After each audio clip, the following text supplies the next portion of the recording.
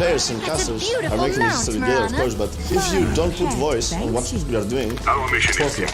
To me, what makes a great call at TI is like, I'd say, a raw emotion. In a higher, Happy, power strike onto two. Just on the way, but took them out. The point is to tell the story of the fight. You have to be able to build up to it.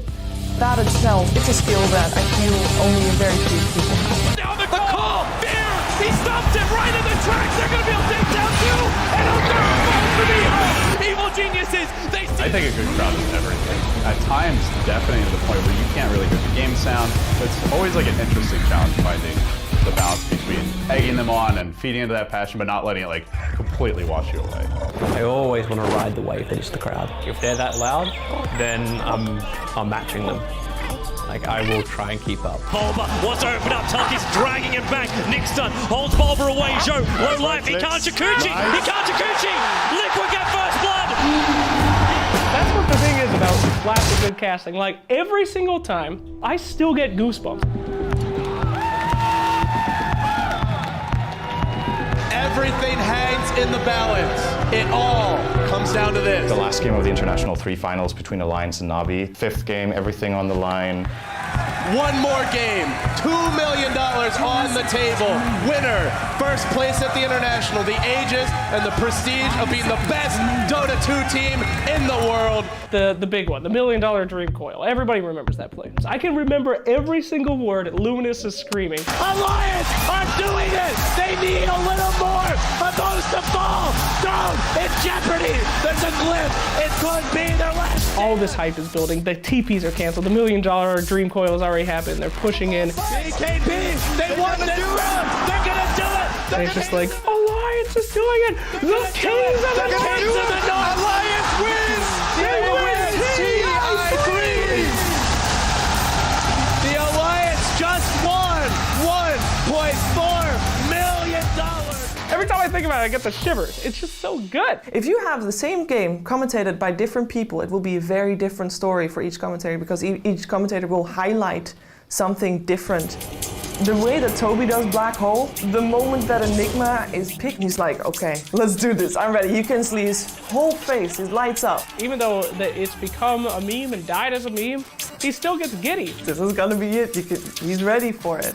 They're losing their Rama. Black Hole! Big one from Fly! Coming a follow-up into a call! Let the spin skirt, dumps one! It's a double kill! It's an accurate slam! It's a disaster! Oh, VP! Hands firmly pulled down. Toby is also really good at commentary because he used to do acting jobs, so he knows how to use his voice without depleting it. And I think the Korean commentators do that as well. They get singing lessons or voice lessons so that they can shout. There was some clip on YouTube, the Korean casters, the hype level it wasn't just here, it was like here. And it was just this boring farm fest that went on for forever. And meanwhile, there's just these 2 Korean casters that are going crazy over every little thing. 오, 이거는 야, 이거 전략 포즈 아닙니까? They're bored out of their minds, but they're still yelling. 아니, 이 장엄한 베나루의 홀에 예? 아까까지만 해도 도서관이었어요. 왜냐면 관중의 반들이 잠을 자고 있었거든요. 자다 깼는데 아직 게임하니까 짜증난다 이거죠. They basically had to entertain the entire Korean audience or whoever was listening because the game was so dull. 그래! 그래 밀고 있죠! 그렇지! 밀고 있죠! 이게! 그래 밀고 있어요! 그래 밀고 있어요! 야 제발! Oh my god, I love that clip so much. Austin Major. At Finem versus OG, it was the grand finals. It was an insane game. We're playing against Mega Creeps. This was OD Pixel's moment. He starts talking on the microphone. He says some stupid shit. It makes no sense. Is he going for it? No, he's not. He is. No, he's he not. Is going no, for it. No, he's not. Oh my god! No, no, no. Oh my god! That could have been it! Anything he said would have gone down in Dota 2 history. And God, if it wasn't the perfect response to that moment. The best commentators are the ones that can actually entertain the crowd and, more importantly, create the memories.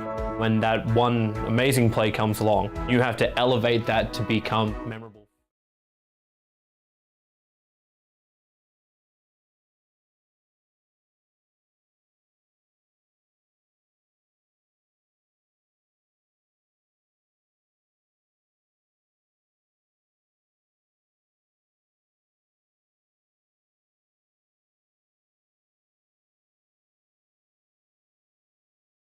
seconds remaining. В целом что? Скажу, мы выбили легитимных чемпионов, дважды действующих, обыграли в общем противостоянии ВП за звание лучшей команды СНГ, и остался сильнейший соперник сейчас у нас. It's the team everybody expected in the finals against the team that nobody expected in the finals. 10 seconds remaining. Мало времени, мало времени. На время не посмотрели. Ты команду тоже. Skewer from Talon! Back into the claws of spirit! 没什么好慌的，是吧？我们反正已经走到这一步了，也不用怕太多，尽情发挥自己。如果实在打不赢，就是惜败，我们回去再努力，再加强。До конца, каждую игру играем до конца. Мы не отдаем им ни сантиметра на карте просто так. Они такие же люди, такие же, как и мы. 每一把都当最后一把。对，每一把都当最后一把，然后就也不要怕输。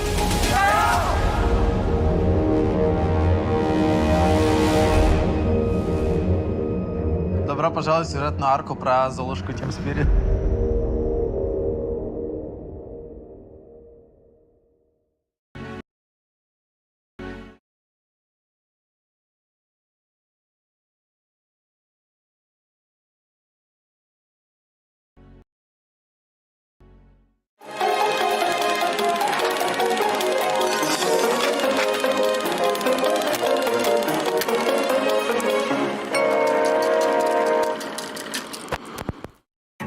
There's a lot of ways to screw up playing Dota 2. Misclicks, bad buybacks, item decisions, you name it.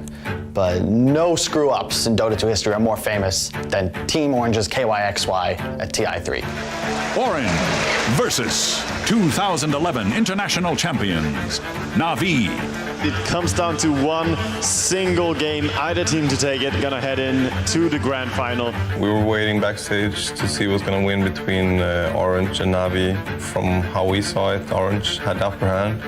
We're kind of preparing mentally to play against Orange in the finals. We colossally fucked up that game. Like we fed so much. It's like if you watch that game, it's like feed after feed after feed after feed. I remember KYXY was just a boss. He was doing so well at this TI. He was carrying Orange in so many of those matches. And no way to stop it. No matter what, that he has this moment. Continue to farm up and then just deal with this Aegis when it comes out. Should be on the hands of Mushi, and in fact goes to the hands of Windrunner. Nope. Denial. What? They denied it. They failed. Oh! We didn't realize at first. If I remember correctly, we were still playing the game for like 5 minutes. And like the pressure was getting to us too, and like a lot of like stuff's going on. At some point, I think it was Dandy, or maybe Hawas. It's like, oh, they don't have the Aegis. Like, I think it took a few seconds for like the casters to realize as well, if I remember correctly. Like the crowd as well. Everybody was like, a few moments later, were like, oh, That doesn't happen. I mean, who does that, and why didn't he pick the Aegis? You have so many questions always on this that, I mean, you kind of ruined the game. It's the feeling that you're left with. There's footage of KYXY at that moment as his heart literally shatters. Ты заденаила! ВР заденаила Аегис! ВР заденаила Аегис. Кто у нас там? Blood Angel? Blood Angel славился такими мувами. Я не знаю, что еще должно здесь произойти. When I saw that, I mean, Все получается. Даже Аегис просто... I felt so bad for him. I felt so bad for KYXY. I think it stays with him maybe all his life. If we're gonna have him in the seat, we're gonna be talking about it with him. Poor guy, don't bully him too much.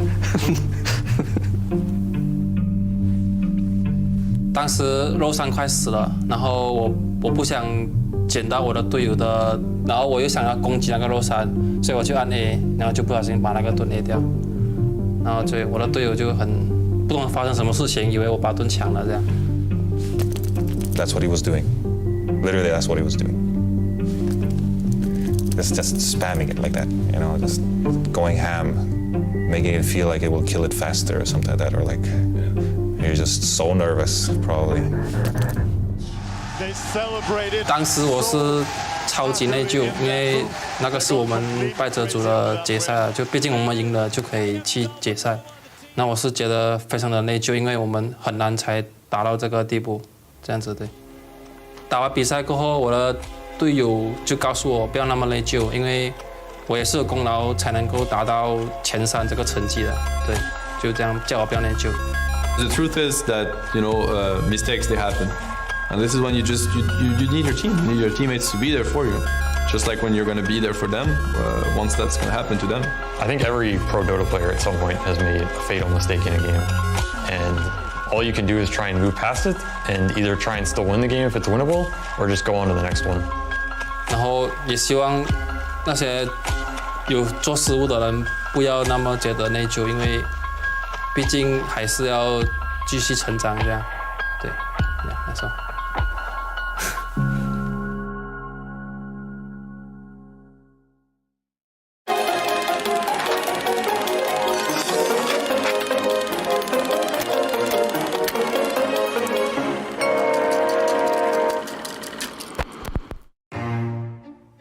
So when people think about mistakes when it comes to Dota, people think about the things that happen inside of the game while the match is live. You don't really think about mistakes happening in the draft, but this is one of the biggest mistakes that has ever happened at a TI. So it was TI9, Alliance versus RNG, and it's the lower bracket best of ones, where there's the most hype and the most pressure.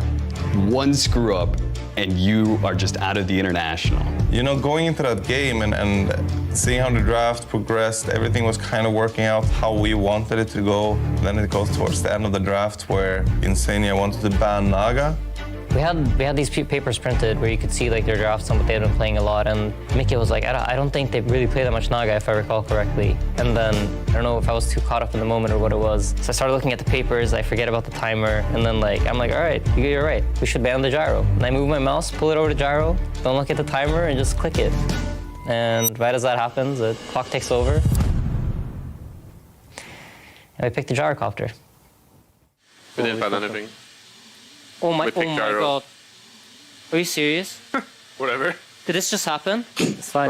We gotta deal with it. Oh my god. I don't know if I really was angry so much. I was more like shocked. It was hard to like understand because even though you see it with your own eyes, like it's just like, how could this possibly happen? Yes, I was on the panel. I was on the panel for Insania picking gyro. None of us noticed.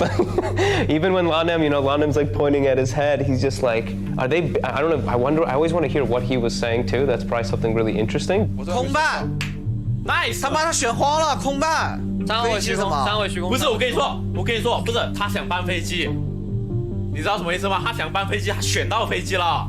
我觉得对面好像真这样，我跟你说，他要搬飞机，他双手插头了，他没了。就我们犹豫了片刻，然后后面反应过来，他们可能是点错了，然后点错了以后，我们就感觉有点搞笑嘛。You were inside the pod at the time? Yeah. I can fuck. Why don't you know? Okay. Sorry guys. How about offlanes? I can play mid gyro. Let's see what they pick. Okay. Let's see what they pick. Don't pick your heroes, guys. Don't worry. We got this. All right, Loda. How are you feeling? I think they're gonna do really well. Yeah. Feel confident? Yeah, I feel confident. First thought in my head is like, it's fine, we can fix this, right? I can play gyro mid, and 3 of us are like yelling, I can play gyro, it's fine. I can play gyro against the lane top with Aiden. It's actually not that bad. It is gonna be a story to tell, boys. Yes, and if this works for any fucking team, it's our time. Listen. How they react, what they do when they're put into this like near impossible situation, their first reaction is, it's okay, we can figure this out. I thought that was like just a beautiful moment. When you're in the moment and someone like clearly messes up and there's no going back, the decision is done, you gotta help him because he's gonna feel bad about it, and the worst thing you can do is have him suffer alone. So thanks boys. I appreciate it. We're gonna have to play like... Give him 0. How do you think? I mean, I've always known what kind of people I'm playing with. We make mistakes, maybe not of this like magnitude, but whenever we make mistakes in games and stuff, there's still the same 4 guys that are behind me, backing me up, and like, I feel like someone messes up, that's the kind of attitude I want to show towards them too. So, I mean, life moves on, right? Like, this is something that happened. I mean, if people get joy from it, then sure. I mean, why not? Like, I'm down for the joke. Let's make it something fun. More than anything, I feel like it made me feel good that other people can see it and they can see like this is who we are, this is how we treat Dota, and this is how we try to be like the best team we possibly could be.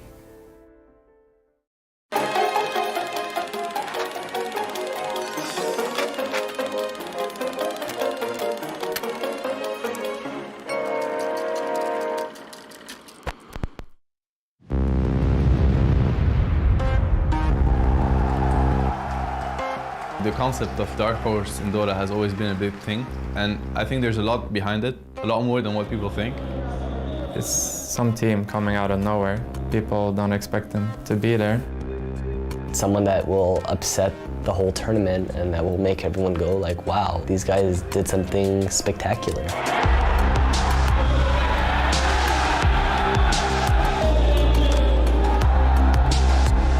For the team that's going as a Dark Horse, it's an advantage, for sure. The thing is, nobody's looking at you, even though you're the one that has a really good idea how to beat this tournament. You just enjoy game after game, whereas other teams, they're like thinking about all the pressure or all what's at stake. 就是如果被大家都看好的情况下，其实压力是挺大的啊。如果有一场表现不好，或者说最后的成绩不好，就是整个心态不一样嘛，会比较容易崩溃吧，我觉得。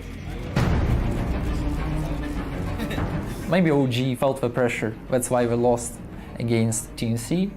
We had played TNC before, many times, and there was no doubt in our mind and in their minds also that we were the better team. But they have this fire going for them.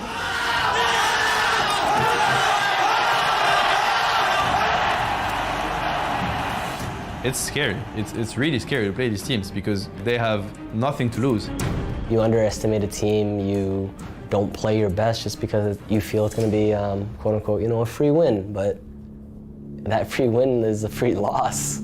That's what happens. 我觉得黑马队的性质就是对当前版本有自己的一套独特的打法。 I think DC's what they were doing the most at TI was really focusing on split pushing. I could count 5 teams or even 10 teams that would be ahead of DC, but they go to the grand finals.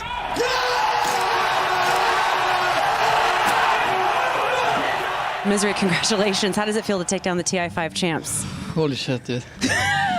That was a crazy ass game. I always learn a lot watching these Dark Horses. Usually people just go to them and like, how did you make that happen? How are you able to do that up against them? And they always answer like, we don't know, and then they say something, but they actually know. So, yeah, I don't know.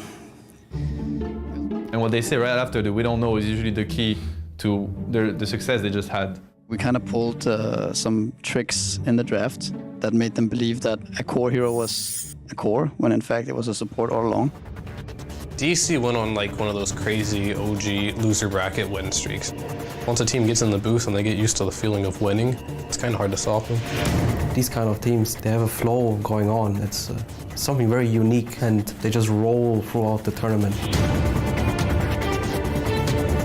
像 CDC 这支队伍的话，我觉得它是历届所有就是 TI 系列赛中，我觉得是最大的一匹黑马，因为他们是从外卡赛杀进来的一支亚军队伍，并且这支队伍的5个人全是第一次打 TI。They struggled in the wildcards. They did. They almost didn't make it. We did play them even 1 month before TI, and you know we just beat the crap out of them. And then 1 month later, they go to the international and they beat the crap out of everyone else. What a winter's curse from Cube demolishes 2 more. I don't know how, but they gave us CDEC again and again with the upsets. It just caught every team off guard. And I think that's just like a perfect definition of what a Dark Horse is. I think every year there's been an underdog that has impressed me. One of the really hard-working teams from the Open Qualifiers just seems to surprise everyone. So I don't know what team that'll be. Dark Horses just play a different kind of Dota too. They teach you a lesson. They teach you 2 lessons. It's very inspiring. It's like a Cinderella story. And when you get those teams starting to beat ours, we showed everyone in the world that everyone can do it.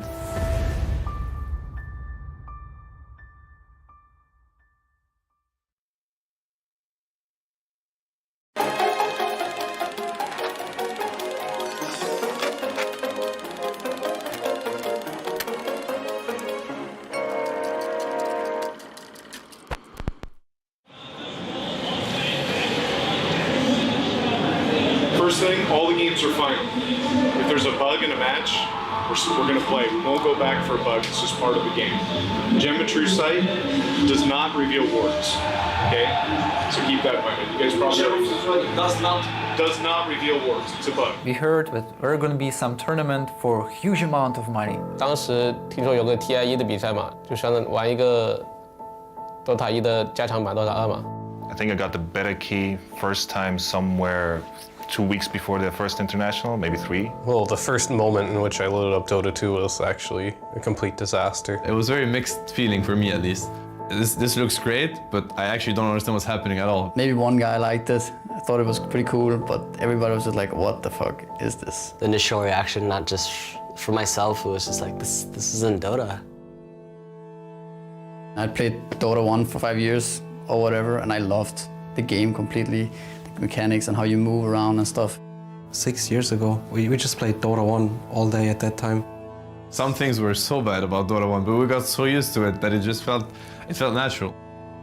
Changes to something that's really important to you is always hard to welcome, not in the sense that you look at it in a bad way, but you know, it's like everything's gonna change. 1 week after, even maybe 2 days after, you're gonna look back and be like, I was so stupid to even hesitate. TI was on such short notice, hey, we're gonna make a tournament, $1 million. We were like, okay. It's like, is this real? Prior to the event, I think was it DK, they declined an invite because they didn't believe it was true. A lot of the pros at the time, when they transitioned, they're like, oh, well, we'll just do it this one time. It's a lot of money involved and just go back to Dota 1. I thought it was a little ridiculous, to be honest with you, for playing for $1 million. That was like by far the highest paying prize pool of any Dota tournament. What do you think of Dota 2 so far? I'm just waiting for it to be finished because, you know, all the little bugs and tweaks and I guess some of the animations aren't complete. Yeah. I think everyone kind of understood and accepted that no one was going to be ready. We just went with it. We accepted the fact that this is the game now. 当时我们去打 TI 1的比赛的时候，然后我队友他连就是装备都怎么买都不知道，然后就很尴尬。We took it very seriously. During that time, we wanted to be the best team regardless. We didn't even want to lose anything that was, let's say, fake. We didn't care. Na'Vi, they had a set number of heroes, maybe 10, 15 heroes that they played throughout the tournament. And we were choosing them by attack animation. We were thinking, okay, those guys, they have some broken attack animation. Let's choose them. We really never played in booths like that. We abused the booths. Dendi was just jumping up and like, screwing around with people every time the first blood happened or something like that. Tagil, you do this. Tagil! Tagil! We were like not realizing that we actually play for this amount of money. We were just playing and having fun. We were so confident. I remember we were so confident that we're going to win because I joined the game and I feel so free.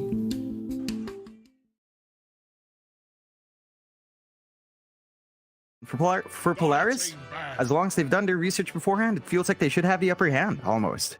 Let's see how it all pans out. I think it's going to be a very close matchup here. And going back to a point you made as well with Talon, I mean, you mentioned them being up and down, especially on the international stage, but you'd rather get it out now, right? Going to TI 11, you'd rather get the more negative performances out of the way. TI is all that really matters. All the pros always say it. That's all that matters throughout the years. So see how it all pans out as we are going to get this draft started. Again, there should be a very hype and hopefully very close match. And John, the only thing I'm biased for in this in today's series is 3 games. That's what I want.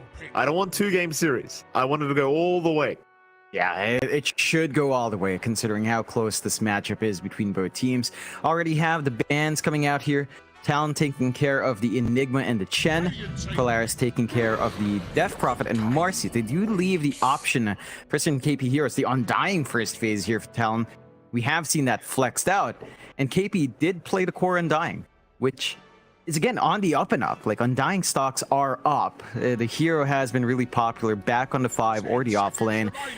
Just the cast point improvements to Decay feel a lot better. The changes to Decay with the HP of yourself and your enemies feels a lot better as well. It's not as punishing to not kill off an enemy with like 8-16 Decay stacks. They will kind of stay at roughly the same percentage when it comes back instead of just randomly gaining a whole lot of HP back. So it has much more aggression lined up early on, and I think that's the one thing Talon's improved at as well. This off-lane pool for KP, it has felt limiting, right? Previous times when you'd face against Talon, you'd almost always just first phase ban DP and Brewmaster, and then suddenly the off-lane didn't look as good. And that is something that seems to be improved here for Talon's end. It's going to be interesting draft to get started. Like the Primal Beast making it through these first phase bans is always interesting. Of course, you only have so many bans to make in that first phase, so you've got to let something through. And the Primal Beast, one of the scarier ones right now, Jonathan. We've been seeing it really performing quite well throughout the series we've been watching. There's the Void, though. That's another hero. It's been performing extremely well. We know Savage loves this POS 1 Void. But that begs the question. Yesterday, I think twice or three times we saw support Void come out. What's the chances, John? I'm not sure if those chances are high when you have such a prolific Void player like Savage. It doesn't feel like the easiest faces Void game for him as a core, though. I'm just looking at the Batrider and the Beast, Primal Beast. The Batrider in lane, the faces Void theoretically has a decent time. With Time Walk, you can kind of just shrug off the damage the Batrider might want to do, assuming it's off lane for Force. Lelouch has played a very mean mid Batrider as well. I don't know if you'd wanted support. Like a support duo of Undying and faces Void sounds pretty hard to pull off. Like there isn't much big playmaking or setting up that these two heroes can do outside of, say, maybe the Chrono on the faces Void. So a support duo of that here just doesn't feel great. At the same time, picking this faces Void early on does provide a lot of counters for Polaris. You can see Talon, they're forced to ban out the Venge. There's some options here for Polaris if they want to dip into it. They could still fit something like, say, Oracle Hard 5 could be one way. They could try for maybe something like the Shaker, which we have seen core Void struggle, especially if you use the Time Walk to initiate.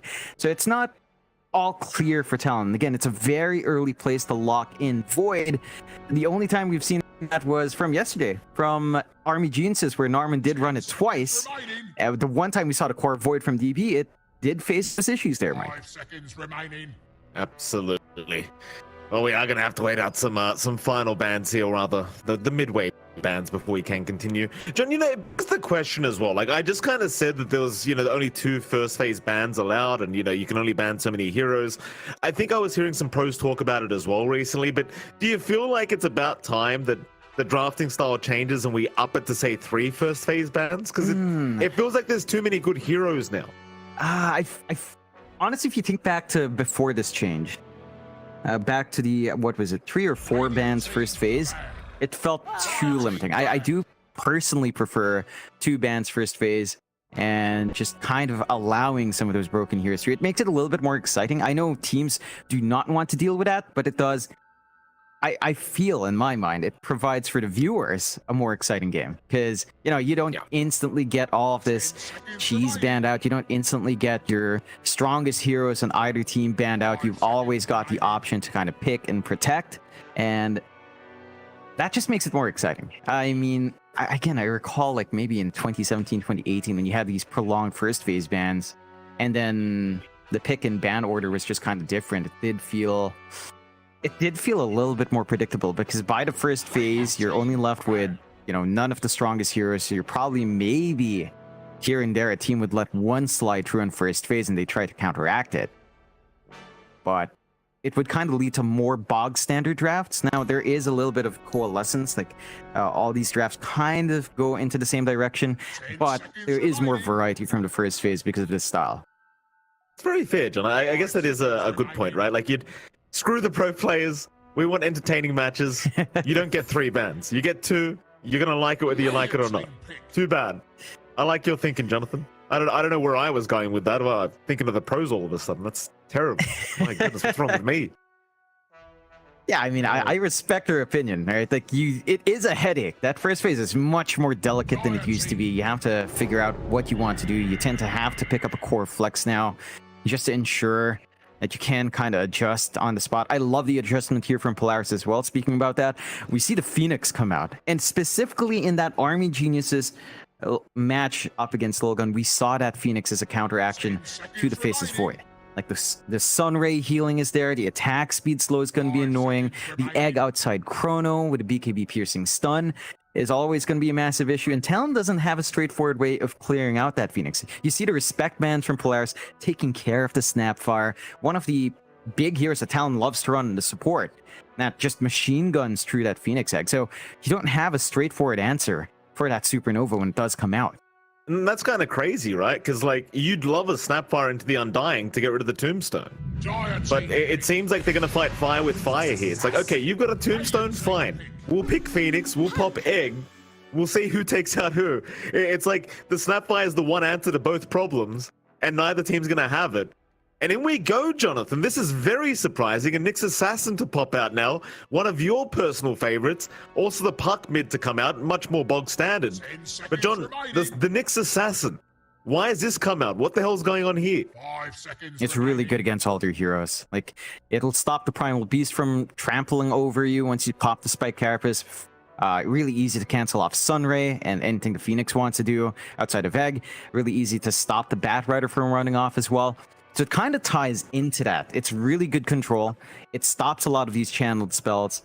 The Primal Beast, like pre-BKB, he's not going to be able to pulverize that much as long as this Nyx is around with Spike Carapace. Like, he will be able to just cancel off. And I like that Talon to go into the Mikado Puck, because when you see Primal Beast and Phoenix, which are leaning towards the support duo right now, although there is room to still flex the Primal Beast as, say, the Nico hero here, the Force hero on the offlane, there's not much hard hold for the Puck. Like, you have Blink Lasso down the line, but Blink's not an early priority for Bat Rider. We tend to see Travel's BKB before the Blink for a lot of mid players, if that is Lelouch's hero. So there's not much to really stop Mikado from jumping in and out. And Polaris just go into the Natsumi Morphling. So laning-wise, it shouldn't be too bad. It is a decent core-to-core matchup against the Faceless Void. You can still kind of strength morph right before the Chrono flies out. There's enough time to kind of get that done. The Nyx is there to burn your mana, but it's not like you have the highest int in the world, so you're not losing as much mana as well. And this can make it tough for the side of Talon to kind of find that pause one. Like, if Natsumi's quick enough, the Chrono might not amount to much besides some smaller pickoffs here. Yeah, absolutely not. Well, final bans to come here before we can finish off these drafts. John, I don't mean to start the drama early, right? I realize Talon has to win out this series and T1 would have to win out this series for us to get that matchup, right? The T1 versus Talon matchup in the upper bracket. But couldn't help but notice, Jonathan, Makoto had some words to say about T1 prior to the qualifiers starting that have been circulating around as of late, saying that he believes if Talon had to go up against T1, they would win outright, and that apparently Anna and Thompson would have chemistry issues with the rest of T1. So if that matchup happens, there's going to be some very, very spicy kind of games going on, I think. I'm sure the side of T1 seen those words being said, very strong words by Makoto. Obviously, he was just trying to answer a question, but you get my point, John. This is SCA. You can't talk without backing it up. And we might get the pleasure of seeing that matchup later on. Oh yeah, it's definitely a possibility. And it's pretty damn exciting to see it later on. They have to beat Polaris first. And again, with Talon's performance being a little bit inconsistent, it's hard to say.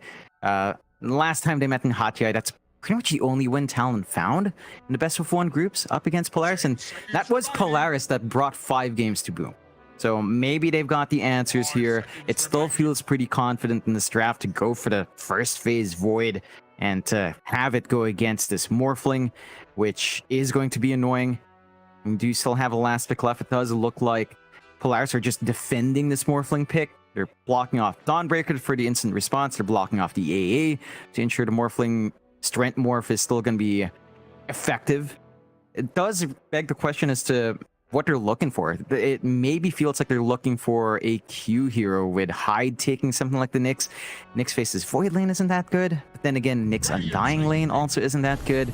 For Q heroes, Enchantress is left. They go with a Skyrat Mage. Woo! So it comes out, and this is something we've seen Lilgun run up against, I believe, Talon the first day, where it didn't feel as impactful. I'm keen to see if Talon actually makes it work, because it feels like when you start falling behind in the Skyrat, the hero really just doesn't contribute, especially as the game drags on with BKBs coming out.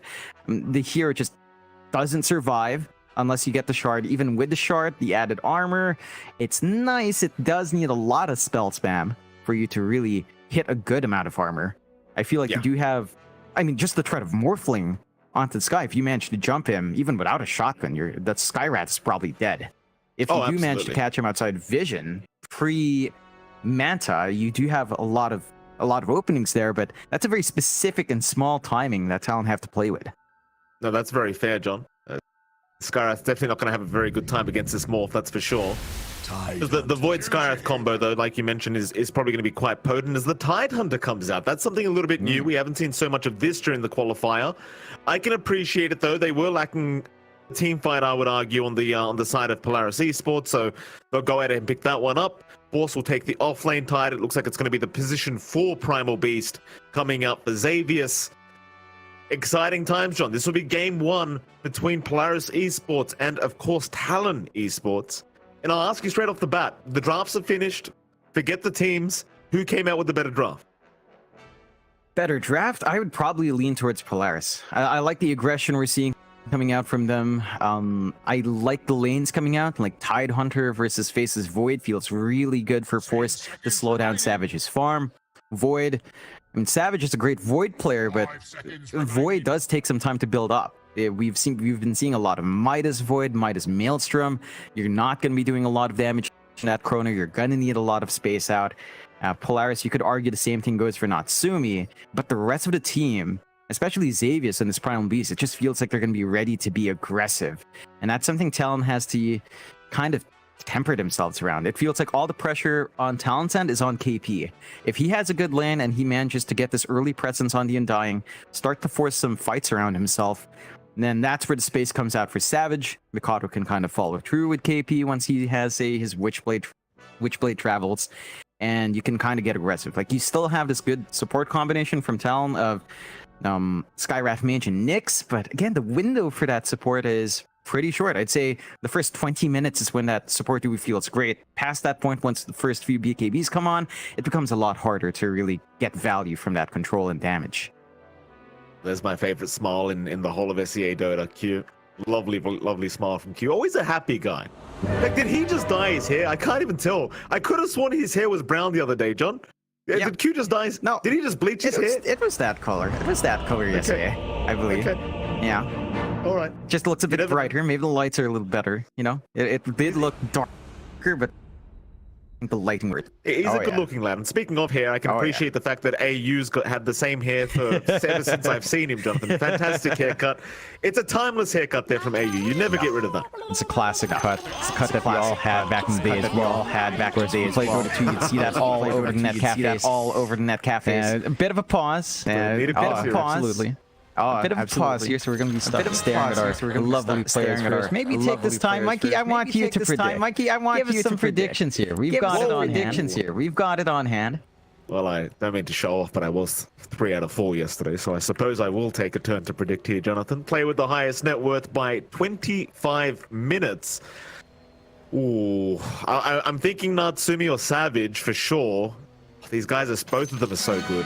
I feel like Natsumi's... Oh, I'm going to go Savage, because you're going to get Maelstrom Midas, right? So I'll go Savage. Will the tower be killed by 10 minutes? No. No, it will not.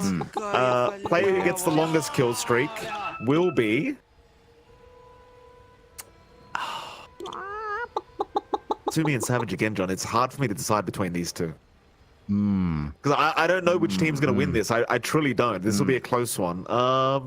I'm going to say Savage, only because I went with the net worth highest by 25. I'll be denied. No. No. All right. There you go. All right. There you go.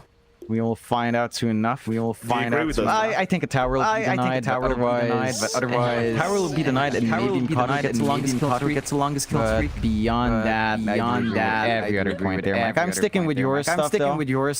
It's your prediction. It's your prediction. We'll go with it as well. Did have some alt chat. I don't think we caught that. We had a little bit of a pause. Lots of alt chat coming out. Both sides, again, have played with each other a lot. They run into each other in pubs a lot. There's something about... There's something Natsumi asking Savage if he could fly for some reason. And Savage said yes, go to UDV. Savage said yes, go to UDV with him. I'm like, what?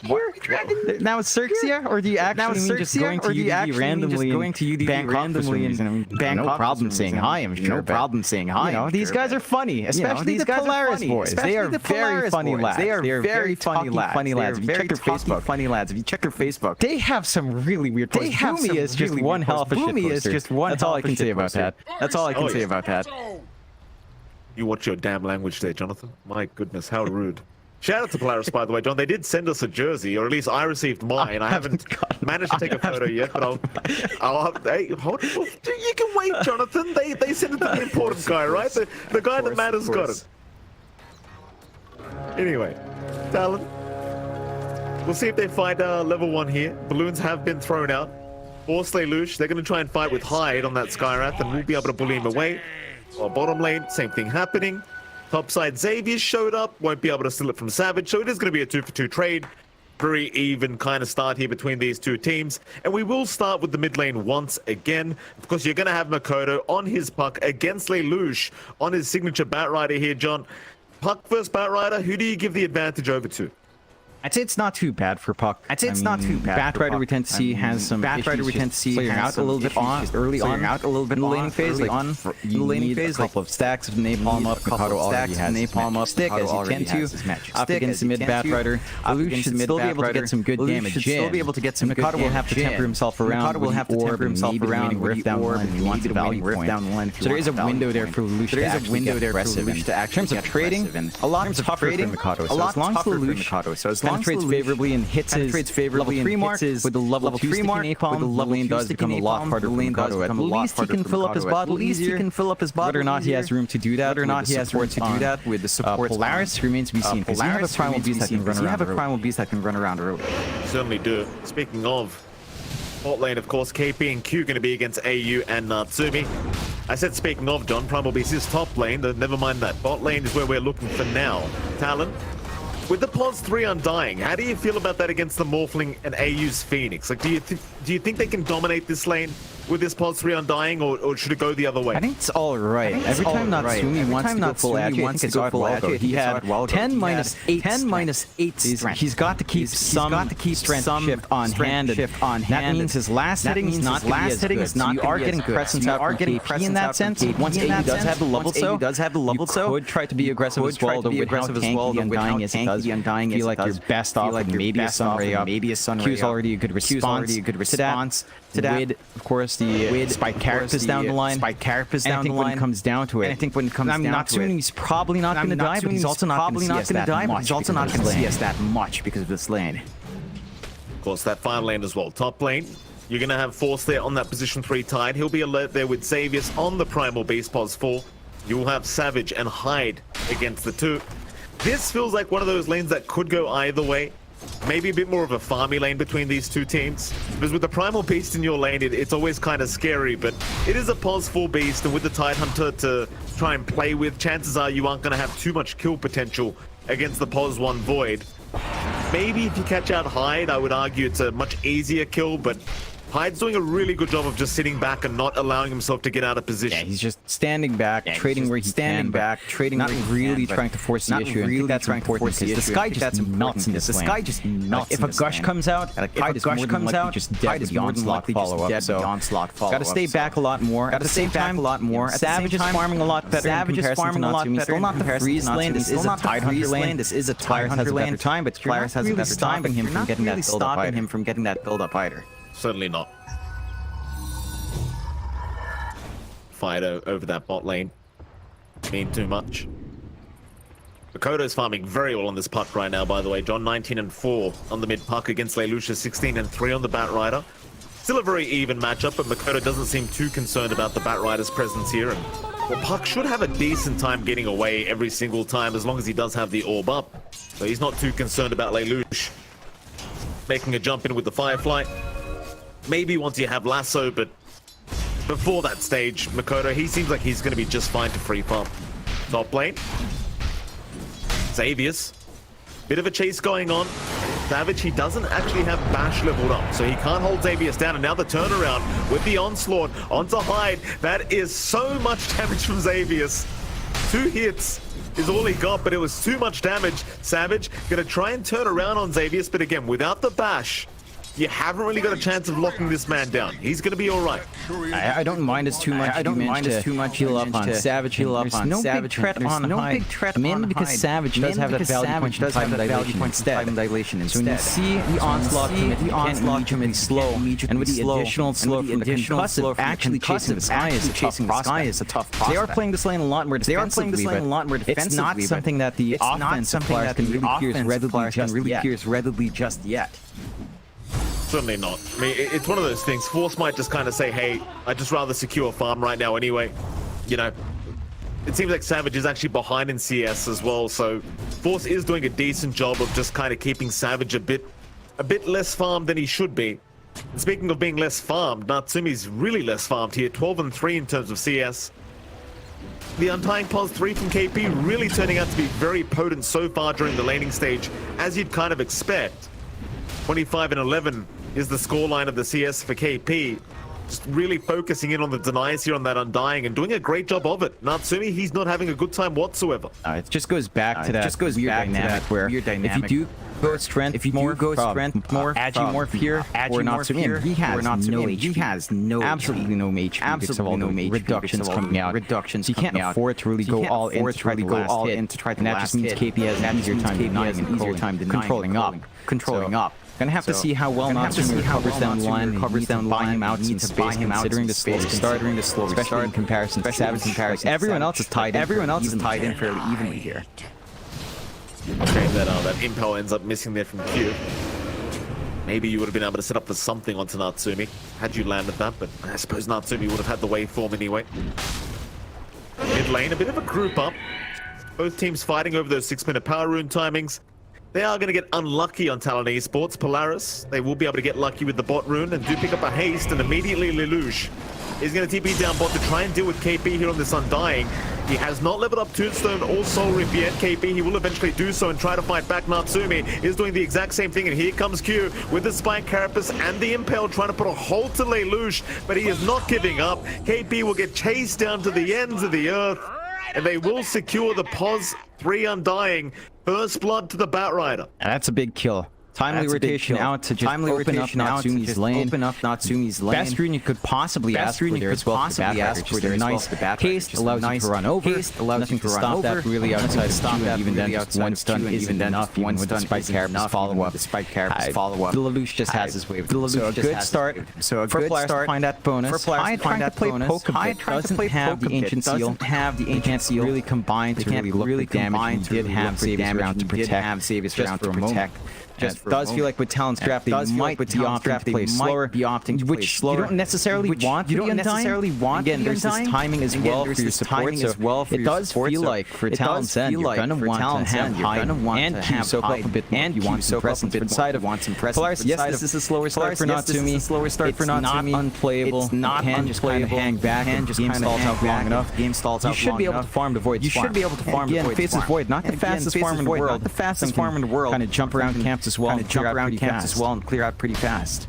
Yeah, and at the end of the day, Savage is only 7 CS ahead of Natsumi anyway. He's not having the best lane himself either against this Tide, so, you know, it's not going to be too hard for Natsumi, I'm sure. Talon will move in. They will spot out AU on the Phoenix, but he will Icarus dive away. Q still going to land that Spike Carapace with the damage of that Icarus dive, and AU eventually might just drop, but Savage ends up going down to Force. Meanwhile, the Onslaught is out from Xavius down towards that bot lane, but he's going to get called up and will drop. Hyde able to take that kill on the Primal Beast, but Savage dies top lane solo to the Tidehunter. Yeah, I mean, meanwhile, bot, they're still going. Lelouch still trying. KP, he'll drop the Tombstone, but does end up going down as now a nice Impale Q landing on 2 of them. That'll be Lelouch to go down. Natsumi, he does at least get the Tombstone. Still a great fight for Talon down at bot lane. My only problem being, John, is our Void died to the POS 3 Tide, and that's I mean, I realize Ravage was committed, but that's not something you'd expect solo. That's not quite what you'd want there for Savage. I believe he was also dead under tower. Really aggressive move out from Force, and there was no response. And sees that opportunity.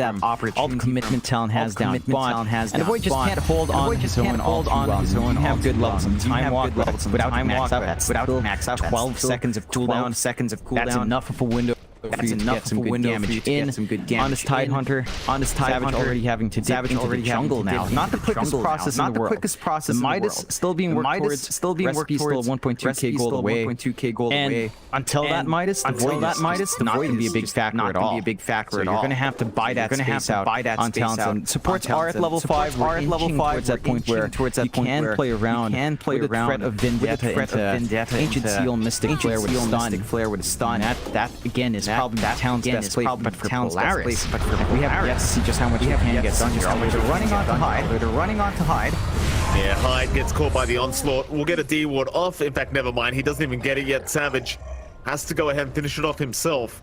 So at the least you got something for your death. Getting a ward for himself, but that's about it. Xavier's able to set up a pretty nice pick off his top lane. Q on the run. Force still chasing. Does not connect with the anchor smash. Q breaking some ankles here. It's Force. He gives up. He won't bother. Back into Makoto he goes. Force though, he's top of the net worth board right now. He's a very tanky Tide.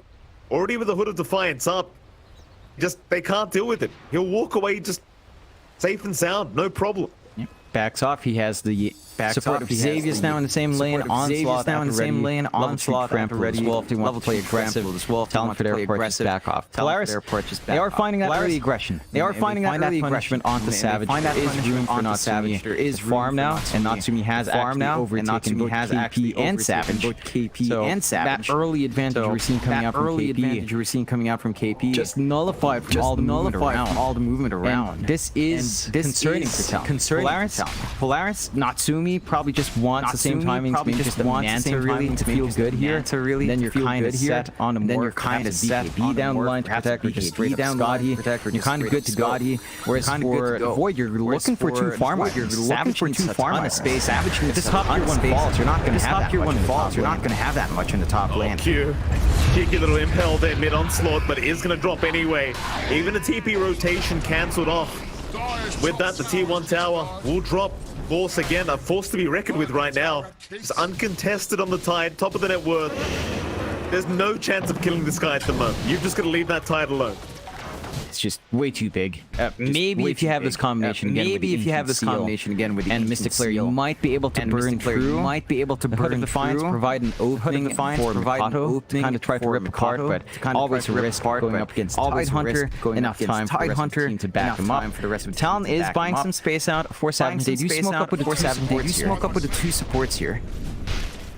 What's one of the mid lane, but they don't really want to try and aim him down. Savage just trying to make sure he doesn't get a power rune for himself, and it's actually going to be Lelouch who picks one up. Another haste rune for the Batrider. He does head up towards that top lane. Makoto needs to be very cautious. They've got Lasso up. Looks like Lelouch, he's going to turn the other way. He won't bother. On bottom lane, there is a bit of a group up from Talon. He's trying to slowly secure that T1 tower down to the bot lane. Natsumi will just TP his way out of the Morphling. He does not want anything to do with that. Suppose at the least they could send Force down to try and defend this. It doesn't seem like he wants to though. Seems like they might just let the trade happen. Yeah. It's going to be a bit of a slow push anyway. Coming out from Talon. They don't have the best push lineup at all. Damage onto objectives is slow. Fortifies there to stall out even more. They got the top lane shoved in here. On Polaris' end, they've managed to secure a really good area for Natsumi to just farm on. Cut off Savage and build up a 2k lead already for Polaris very early on. And they're meeting your timings. They're not even the ones being aggressive. Talon has to be the ones that runs around. And they're just not able to. Good map reads out from Polaris. As they manage to just work and dictate where everything happens and avoid at the right time. For Talon, this is a bit of a risky prospect. They do want to stall the game. At the same time, that issue we talked about with the sports, they will not scale. And KP as well. And their scaling on Undying is also sort of limited. Even in the game we saw previously for KP's core Undying, it can taper off. Smoke out from Polaris here. Force trying to bait in that mid lane. Does have Ravage up as well, but nobody's going to take the bait. So Polaris, they're going to head down towards the bot side instead. Oh, Savage, he's very deep right now. Lelouch is going to show up. Lasso's immediate. Xavius, he's got the onslaught and he's got the pulverize. That was very clever from Force. He shows in the mid lane. They assume his team is behind him, smoked up. They thought it was an obvious bait, but the bait really was that Force was just making them think that the team was in the mid lane. So Savage, he thought he could get greedy, but it ends up punishing him in the end. They get Savage. He doesn't even manage to use his Midas before dying. Use his Midas before dying. Off guard. They're playing all the right ways here in Polaris. Playing all the right ways. Punishing the slower lineup. Punishing the ensuring that the support duo doesn't manage to get anything done early on. Get anything done and just getting so much more done for Natsumi in comparison to Savage KP. The Undying outside of laning just hasn't had anything to do. Hasn't had anything to do. You're not taking fights.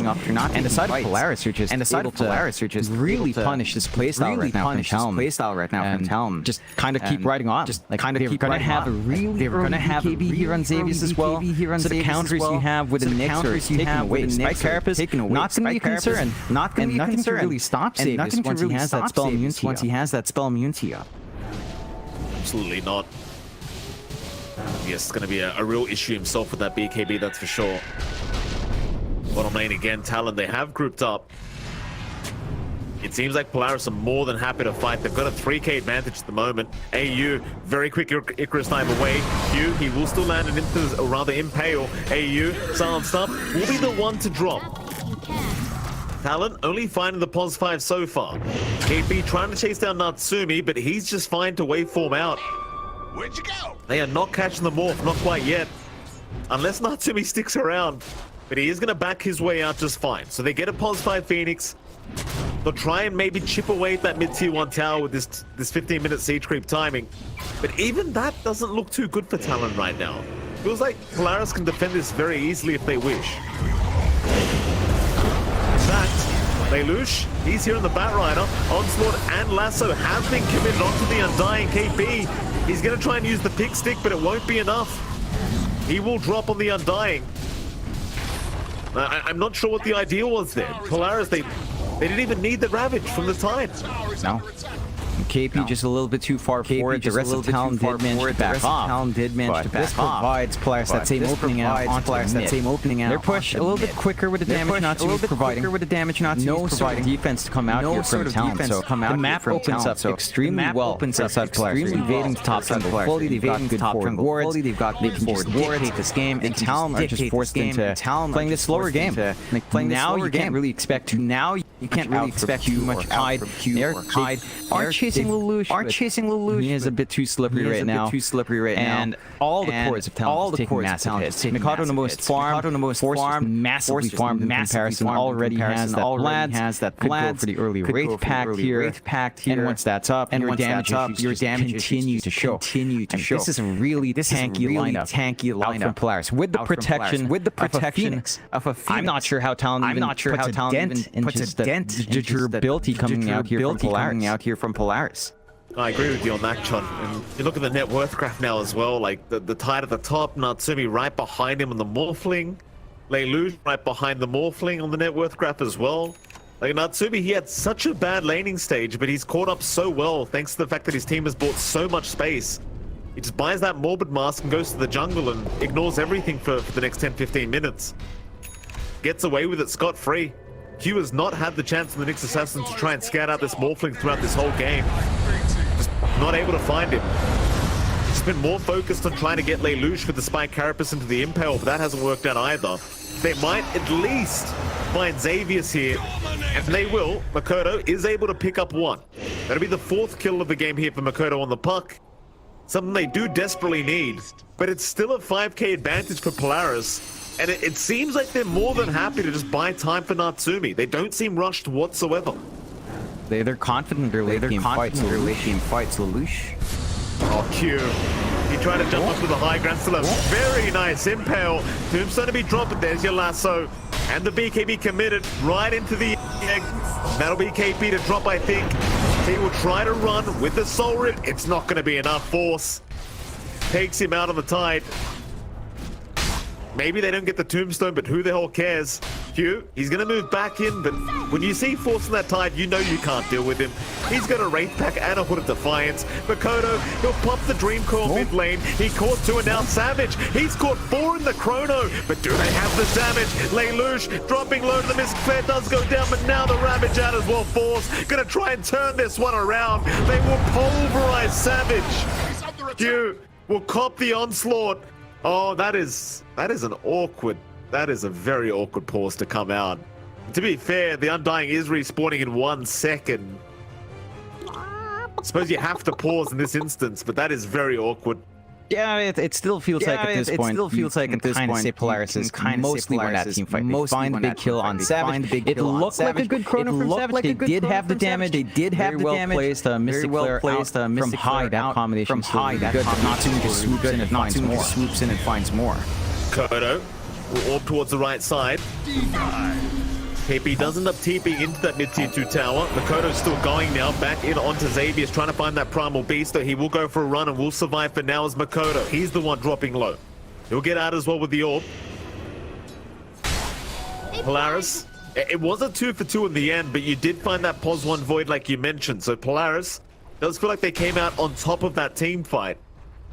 Still maintain that 5k net worth lead. And Talon does have some play, but again, it requires such a specific execution around a Chrono. If they do manage to get that Mystic Flare combination again, catching him out while the BKBs are on cooldown, or after it's expended, or after it's expended, or before they're open, like, or before they can still get a lot of output out, get a lot from Hyde and maybe a little bit out from Makoto, but just the counter team fight from Polaris is terrifying. Ravage, Egg, didn't even see that in the Chrono. Savage did time himself well, but you have so many ways to dictate these fights from the side of Polaris. The angles for Talon just super awkward and fine. They're starting on Roche already. Force can just simplify this process. And without the Chrono out from Talon, contesting Roshan is a lot tougher. You don't have vision in the area as well. So Polaris should just be able to get away with a free one here. They will. Force, he'll just tank the Roshan, no problem. Sure, Natsumi will be the one that wants the Aegis. Damage as well, as is tradition. Needed a bit of damage there on Natsumi. There you go. Aegis is picked up. Very, very stylish fashion as well. He waveforms through and picks it up. Polaris, again, 5k advantage. Huge lead for them. 20 minutes into this game. They're just going to maintain control of the map, keep Natsumi farming. Savage's Void is still way too far behind. Contest. The very least, Savage now does have the Midas and Maelstrom up. He will start working on towards the BKB. As he has the BKB up, maybe he can start to get involved with his team. Again, it's not really a matter of lacking damage in the Chrono, because you do have the Mystic Flare to follow up with that, but it is more a matter of being able to survive through these engagements, and the BKB is certainly going to help that cause. Yeah, I mean, you still have some BKB peers coming through. You could be a little bit more patient here. Find that nice spell immune target. That could be one way to just remove again Savage's presence in these fights. Luch has been doing a fantastic job in this game. Well, we'll see if he does manage to get the timing. Has had pretty free time down bot, protecting this area really nicely on Talon's end with a couple of wards. You do have some leeway there. A smoke out from Polaris, not spotted out by anything from Talon. Radiant's middle tower is taking a Force frontlining for his team. He does have the blink on the courier as well. He won't wait for it though. He seems like he just wants to rush right in. Talon. Support's going to be spotted out. Force. At least land a gush onto Hyde. Q will just Vendetta and run away, so the Skywrath might just be the sacrificial lamb here. And well, Hyde is going to try for a TP up, but will not make it. Natsumi is able to secure that kill on the Morphling. Not the greatest kill in the world, though, for Polaris. I mean, they certainly wanted something a lot bigger than that for a four-man smoke-up. They'll just take what they get. Yeah, I mean, losing height at this point, not the biggest thing in the world for Talon. Also, doesn't give you too much on Polaris. I'm sure they would have wanted to find more, but they don't expend any big spells. They still have this blink reveal ready for Force in the next fight. They still have that surprise factor for Ravage here. Might be able to catch Savage off guard. Savage, you don't manage to catch that Tidehunter in the Chrono. I think that's where more Viations come out. You have to catch him here solo. You have to catch Lelouch. This is a decent kill. Savage, he's got him in the Chrono, and Lelouch, he's in no man's land. maybe just believing he could get away on the Batrider with all his movement speed, but that's a pretty big pickoff to just give away for free. Yeah, it's a nice kill. Yeah, it's a nice kill on Talon. That does signal to Polaris though, on the respawn of Lelouch. They don't have to worry about Don't have to worry about. They could actually just look to group up, look to go for another smoke play, look to go for another use that Ravage, use that egg, find bigger returns, find bigger returns they might find. Talon has to be super cautious. Talon has time where Talon has to prevent any big engagements from coming true. Well, that's a fair point, John. For now, they only find Hyde. You definitely, again, want something a little bit bigger than that if the Chrono is expended. So they take the Skywrath Mage's life. Another pause to come out. It looks like they are still having some issues here on KP's end of things. So Polaris, you'd imagine now, with this blink up on the Tide, Force has Ravage, you mentioned Chrono being down. It must be time to smoke up and go. Like, surely you're not satisfied with just the Skywrath Mage kill. Definitely not. You are inching towards this BKB timing as well for Xavius, but it doesn't feel as necessary. Just the blink Ravage and egg should be enough to take care of yourselves here on Polaris' end. And the game just gets a lot harder for Talon. This blink BKB for Xavius is massive. Just blink in, pulverize someone down. No worries about Nix assassin canceling you off. No worries about puck canceling you. The Dream Coil. You just have free reign to keep engaging here on such a short cooldown on Pulverize. 32 seconds at level 1. 28 by the time he hits his 12. Talon have to kind of go up against that uptime. The longer piece of that toolkit is going to be the BKB, which even then might not be necessary for Xavius if he just finds that one good target to jump for anyway. That's fair. It has not been the easiest affair for Talon. XK advantage still the way of Polaris.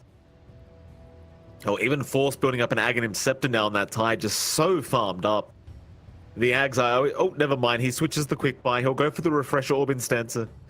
One of his teammates probably saw that and is like, hey. Oh, now a Scythe Device up.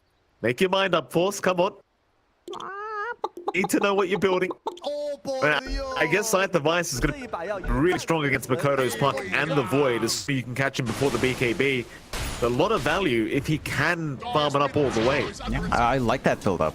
I like that build. Just control. We talked about the one issue in this lineup for Polaris being Makoto's Puck.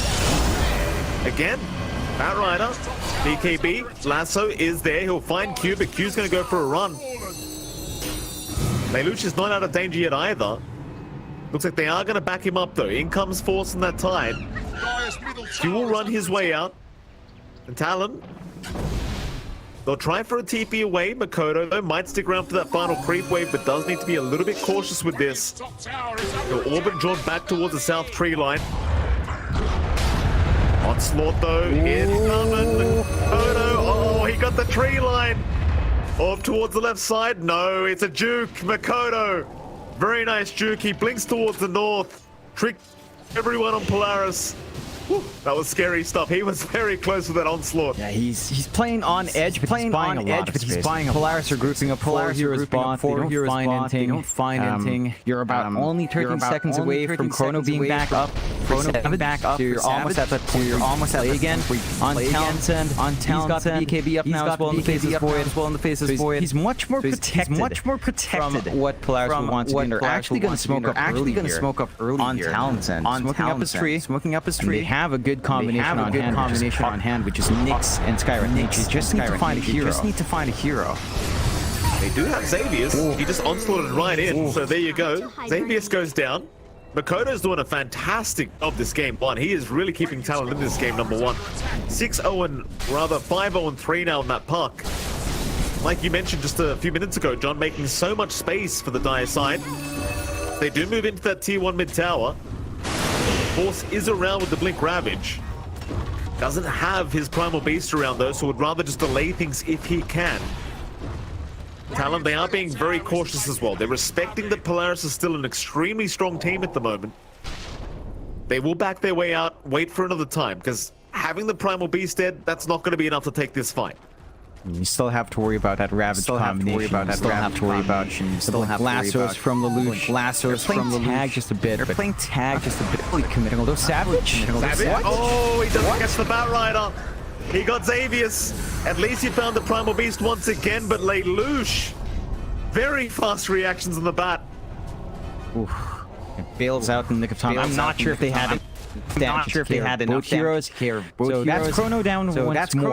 And it's a nice pickup. And it's a nice pickup. Fairly rich here on Xavius. Much rather afford. Much rather get some net forward flowing your way. And now the side of Polaris can still opt to play aggressive.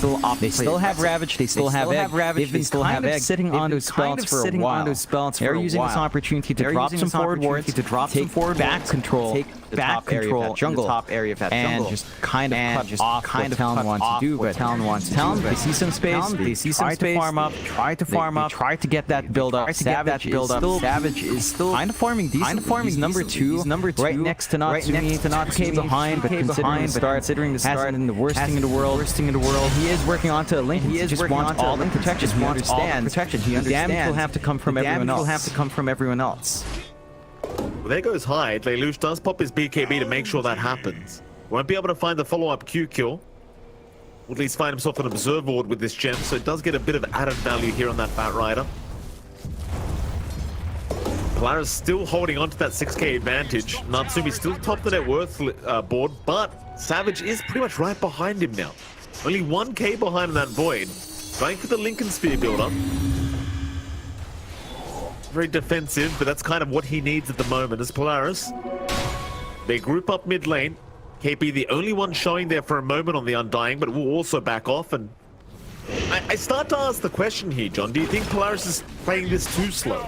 Because they've still got a 5k advantage, but as time goes on, that 5k doesn't really mean much. And against the Void, like we always talk about the fact that Chrono is always going to be good. There's nothing to stop Chrono. Right? Where Ravage, for example, or Lasso can be blocked off by Lincolns and BKBs. Nothing stops Chrono though. Yeah, nothing stops the Chrono. At the same time, even with say the BKB stopping some of these spells from Polaris, I do feel like they scaled pretty well in line.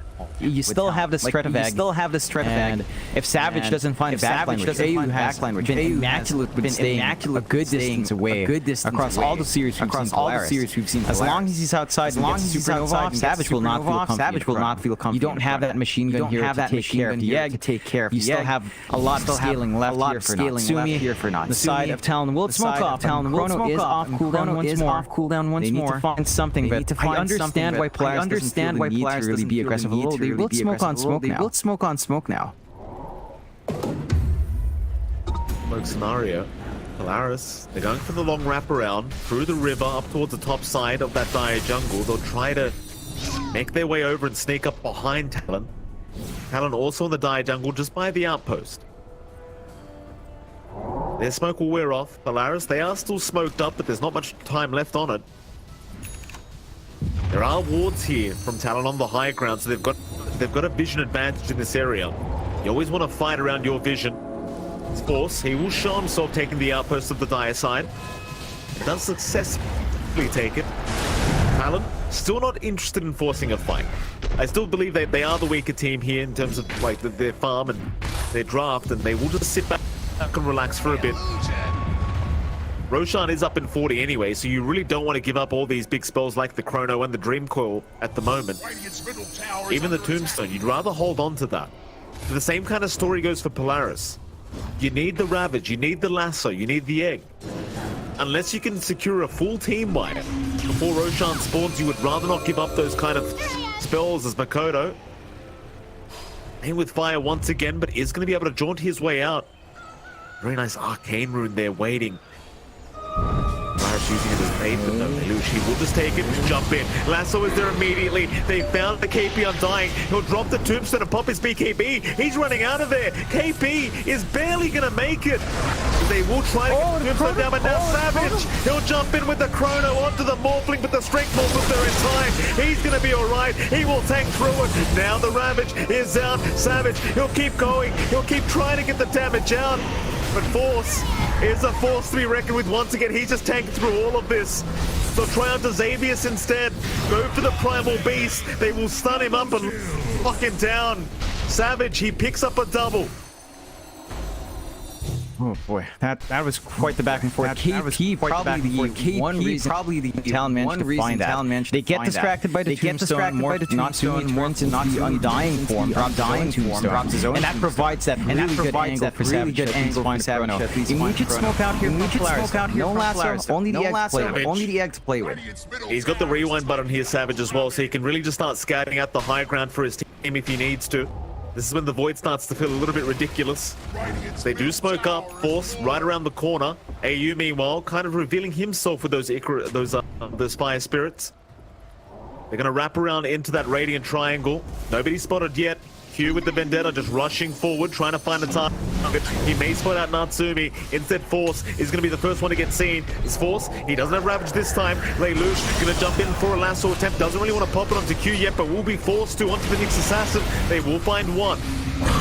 KB in trouble, gonna pop his own BKB. Still has the Tombstone dropped as well, so they do try to move in onto that Undying. Meanwhile, Force, he will back off. So will Savage and KP, but Xavius, he will pulverize the Void. Savage in big trouble. Is gonna time walk away once again. He will survive. KP will also survive for now, but the onslaught is gonna fly through. KP does get caught out, somehow still alive on the Undying, but the Sunray surely gets the damage out and does. But here comes Savage on the Void once again. AU, he'll drop the egg on the high ground, not allowing Xavius to drop, but Savage, he might go right back in here on this Void and will onto the cliff.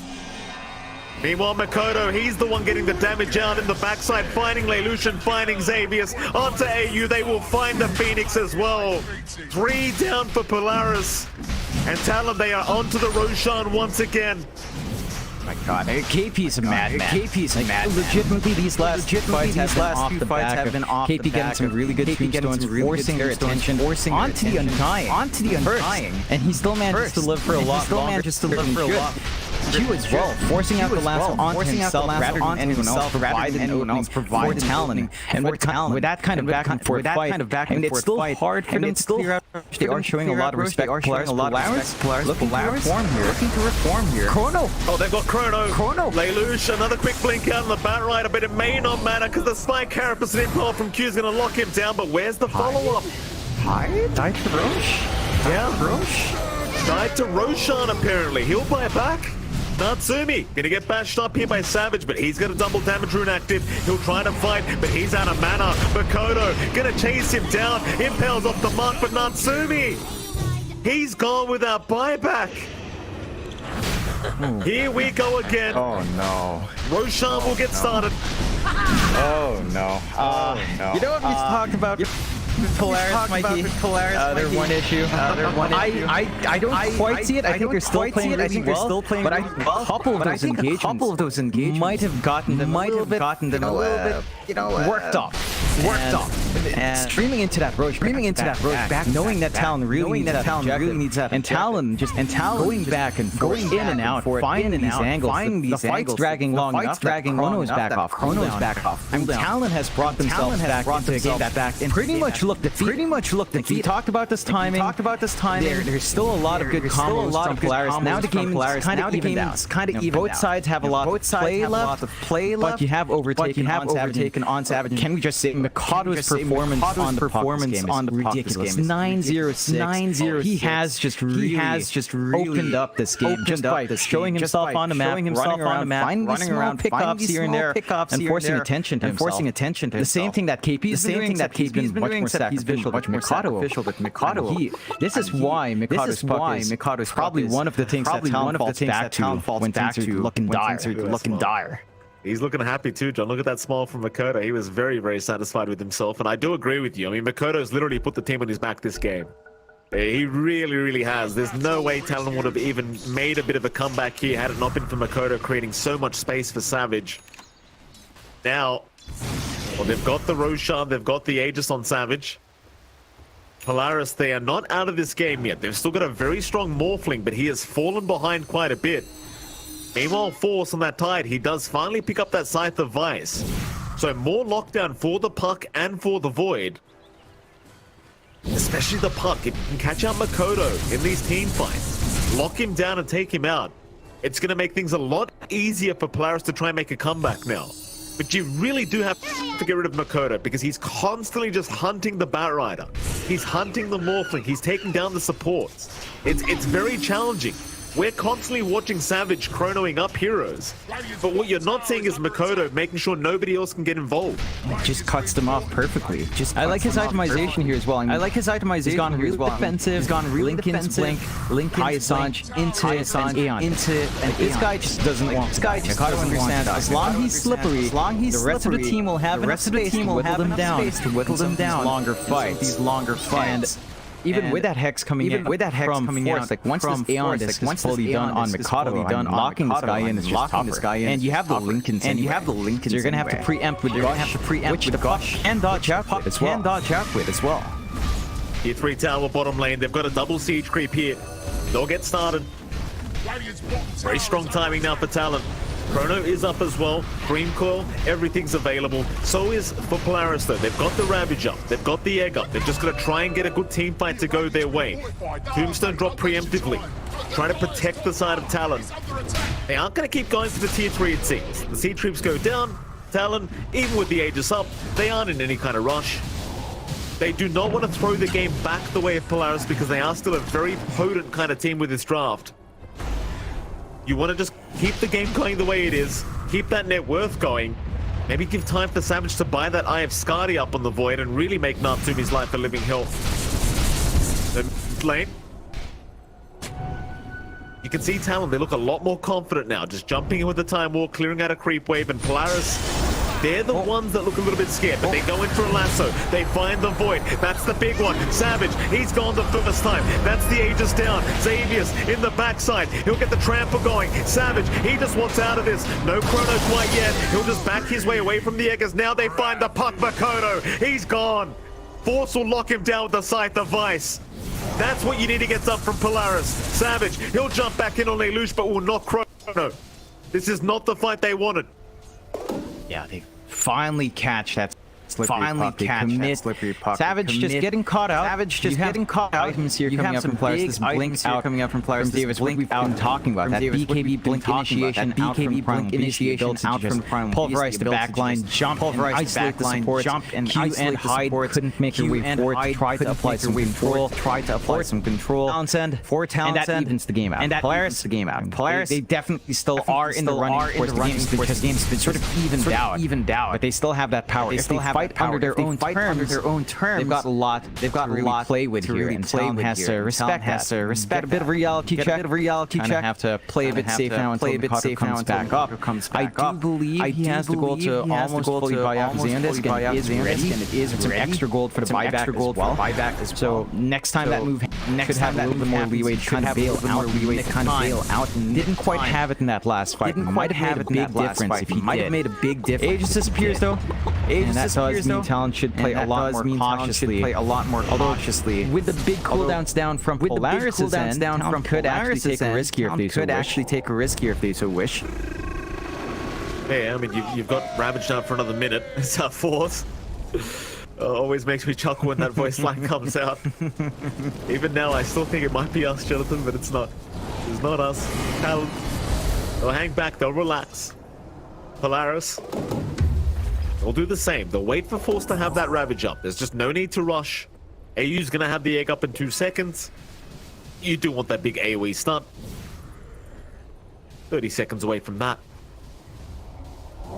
I wonder what... In fact, never mind. I was gonna ask you what Natsumi would build up into now, but he is going into the Satanic. Looks like he wants a Butterfly straight after that. Does mean Savage is probably gonna have to start working on towards an MKB of some sort. Try and really get the damage out onto the Morphling.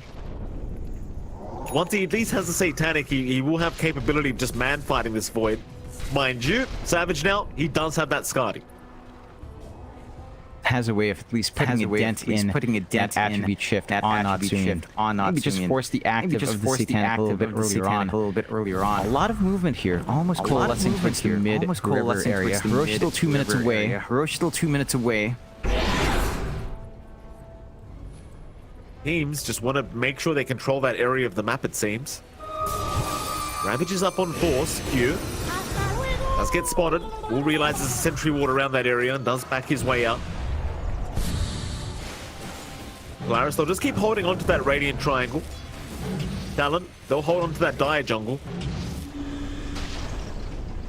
Nobody really rushed until the next Roshan is up. Of course, we also have an Aghanim Scepter being built up here by AU. Not something we see very often on Phoenix these days, but he wants to be able to have the ability to save his teammates throughout these engagements. Even the extra attacks to destroy the egg is going to be very, very effective, I'm sure. Yeah. Mid lane, jump in. They do find Xavius. Onslaught is going to be there. Coil was committed. Xavius, he will pop the BKB to be able to get out. And does make it out, but just barely. I think you take that trade. BKB down on Primal Beast. Down on Primal Beast. Price isn't that easy. Low price isn't that easy. They found KP on the Undying. He'll never get the Tombstone off. Force making sure he is locked down with the Scythe device after the lasso. Not risking the Tombstone. We are going to have another pause. This time Lelouch is having some lag issues, I'm sure. You got some FPS drops, it seems. Roshan, though, 40 seconds away from telling us when it's going to respawn. Could be early, could be late. A very close match between these two teams. Only less than 1k net worth lead here for Talon. Dota Plus right now thinking 57% win probability here for Talon, 43% the way of Polaris. Probably going to go up a little bit for Polaris because they did just kill off that Undying. So this is really still anyone's game. Yeah, it can still go either way. It's all down to execution. You've got the team fight on both sides. You've got the team fight on both sides. You've got the tools from both sides. Kind of get this done. I still feel like execution's a lot easier for Polaris, especially if you do find those pickoffs. Egg is still big. Lasso is always good. Blink, pulverize is pretty much unstoppable. And for Talon, it just requires such a good chrono, such a lot of space to be bought out here by Mikado, by KP. Still have some FPS issues. Still have some Southeast Asia. This is the purest Southeast Asia. This is the purest Southeast Asia. Gotta have a lot of pauses. Gotta have a lot of pauses. Absolutely. You never told me how your dinner went last night while we're waiting, John. Did you have that carbonara again, or what was it? You had some pasta dish? What did I have last night? Gosh, no, I had some spaghetti. Yeah, no, I had some spaghetti. Yeah, chicken and spaghetti from fast food. You know, our national fast food. You know, our national. Very good. Of course, Jollibee. Of course, very good food. Nice. I had a good day. Yeah, nice. I had a good day. Chicken joy and spaghetti. Chicken joy and spaghetti. A bad day when you have that for your food. A bad day when you have that for your food. It's always happy. I wouldn't know you, Jonathan. I haven't found one in Oz yet. I wouldn't know. It's there. I'm sure it's there. Somewhere in Sydney. Somewhere in Sydney. Somewhere. Yeah, but I don't want to go to the city, dude. I live 2 hours away from the city. I'm not driving up there. Oh, yeah. And I told you, I'd rather come to the Philippines and get the authentic experience. I want the original. I don't want any, westernized version of it. I want the original. All right, well, we'll make sure. That is definitely on the bucket list. That is definitely on the bucket list. What else is done on the bucket list here is the Ags on AU. Already finished up, so save in that egg. Additional hits. They don't have the best attack speed on Talon outside of Savage. Roche is just pretty fast. Roche is going to be fast. And smoke from Polaris. This could be great timing for them to find the angle here. Spawned up now. This is extremely good timing for Polaris. That egg can be very deceiving as well. Like, as long as AU doesn't reveal he's got the Ags up, he's so hard if he does get a save and give someone a secondary life. It's basically a free Aegis on a cooldown of 120 seconds. Polaris. Gonna be a big smoke. Talon wrap around through their own jungle. 5-man smoke.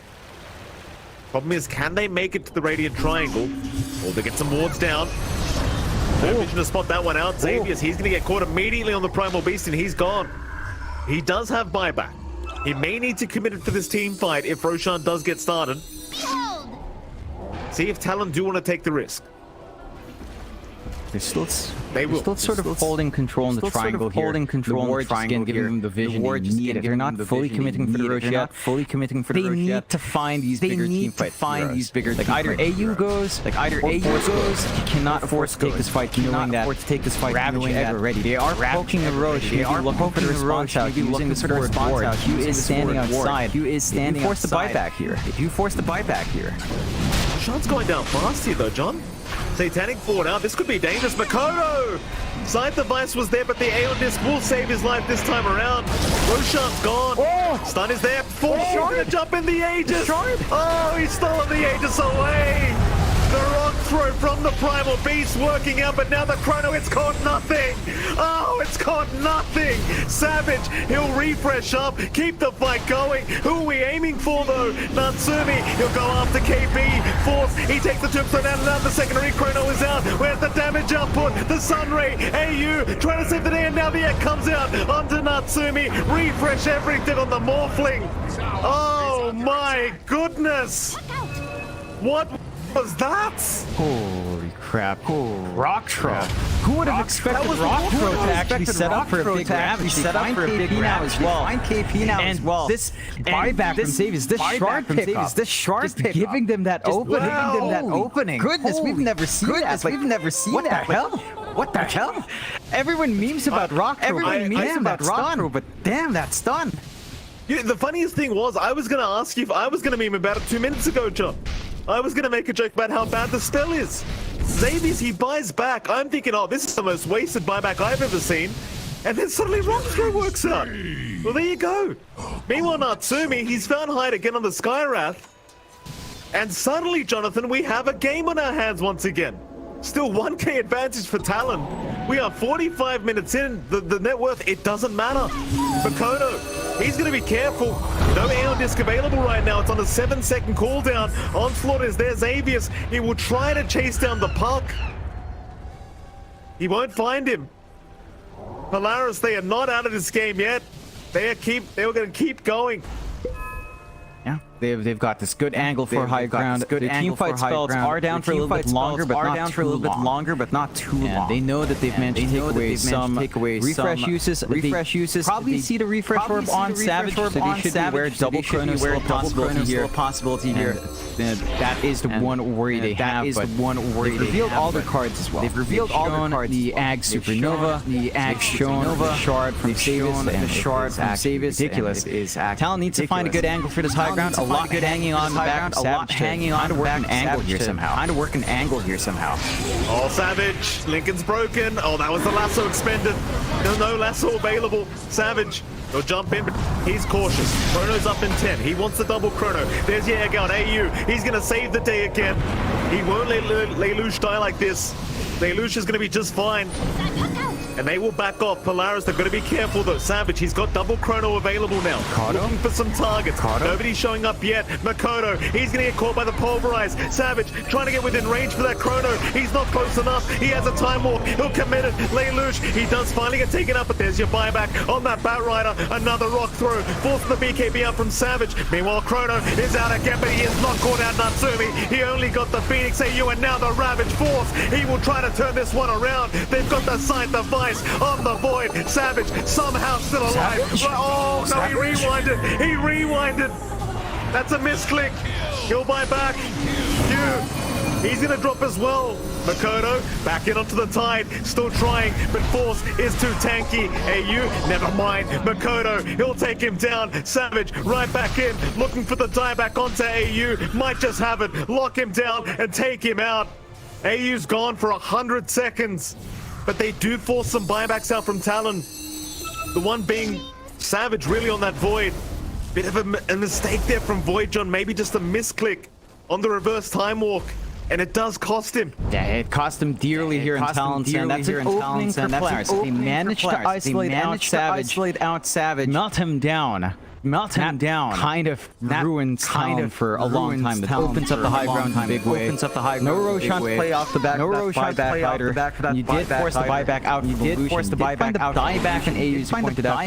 You need to kind of kill off Lelouch. You need to kind of kill off Lelouch. Maybe even find a pick off on Natsumi. We have seen that the Morphling can still melt. And once it's out of mana, and once it's focusing in that mana burn on Morph, it takes a couple uses. Maybe even just spellcast. Maybe even just you empty Natsumi out. You empty Natsumi out. Not as much of a threat. Morphling is not as much able to shift around. You lose your butterfly here as well. You lose your butterfly here as well. Porter staff at the very build up. Porter staff. So for the build up, not going to be able to just get into that item immediately. That item stalls out for 3 minutes as well. Good window for the side of Talon to play with. They will have double chrono back. In about 60 seconds. Egg is ready to go on the respawn of AU. Ravage is going to be ready at that time as well. And Force is also and Force is towards his own refresh. You will have a lot of options. To these fights. I don't think you have enough mana on Force to actually get all of it. The refresh cost is 300. Nah, he has enough. Barely enough, but it does make the fights a lot tougher for Talon. The way they're winning these fights just feels like it's on such a small margin. If they fix up their execution just a little bit more, they should be able to take more away from Talon the next few engagements. We go. 5-man smoke up. Polaris, they're going to try once again. It's a big one. Wrap around through the right side of the jungle.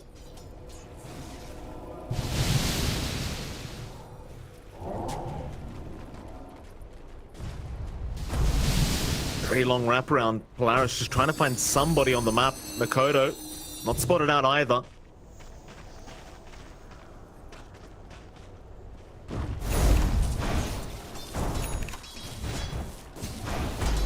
Hoping for someone to show down a bot lane. Oh.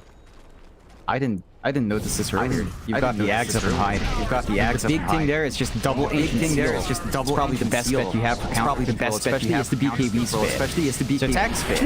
So it's actually really important You might actually want Ags up and Q as well. But he is opting for green. He wants more uptime. He wants more smoke out here from Talon. Double smoke. They're very stressed out right now. Just chain smoking here from Talon. Pressure orb available on Force, so double Ravage is available. This could be terrible timing for Talon if they're not careful. Makoto, he's a big target, but he does have Aeon Disc up. He'll blink right in very confidently, trying to buy some information and time for his team to make their way over. Who are they aiming? KP was the target. Chrono on the backside. Natsumi, he got caught out of the Chrono. Savage, he'll refresh another time. Natsumi's gone. Oh no. He's got buyback. He'll be back into the fight. No chrono available now for the side of Talon. Force gonna jump in. Still has the Ravage. Does throw in again. That's the second one available. Q will go down on the Nyx Assassin. Another rock throw from Xavius. There's your lasso out onto KP. They've got the Undying, but he is still alive. Instead, they'll go on to hide. KP, he's in dire straits. He will be left alone to go down. Polaris. Onto the high ground they go. There are 3 heroes down on Talon. Man, the high ground is just completely open. Without the threat of Chrono, without the Green Pro available, they'll at least find one, probably 2, maybe all Rags. Maybe all Rags. Will buy back, going for the tier 4s. Straight onto the tier 4s, they are not messing around. They've had enough of this game. Let's see what kind of magic Savage and Makoto can try and make happen. Scythe device is there. Natsumi, he'll wait for me, but he has to back out as well. He's unhealthy.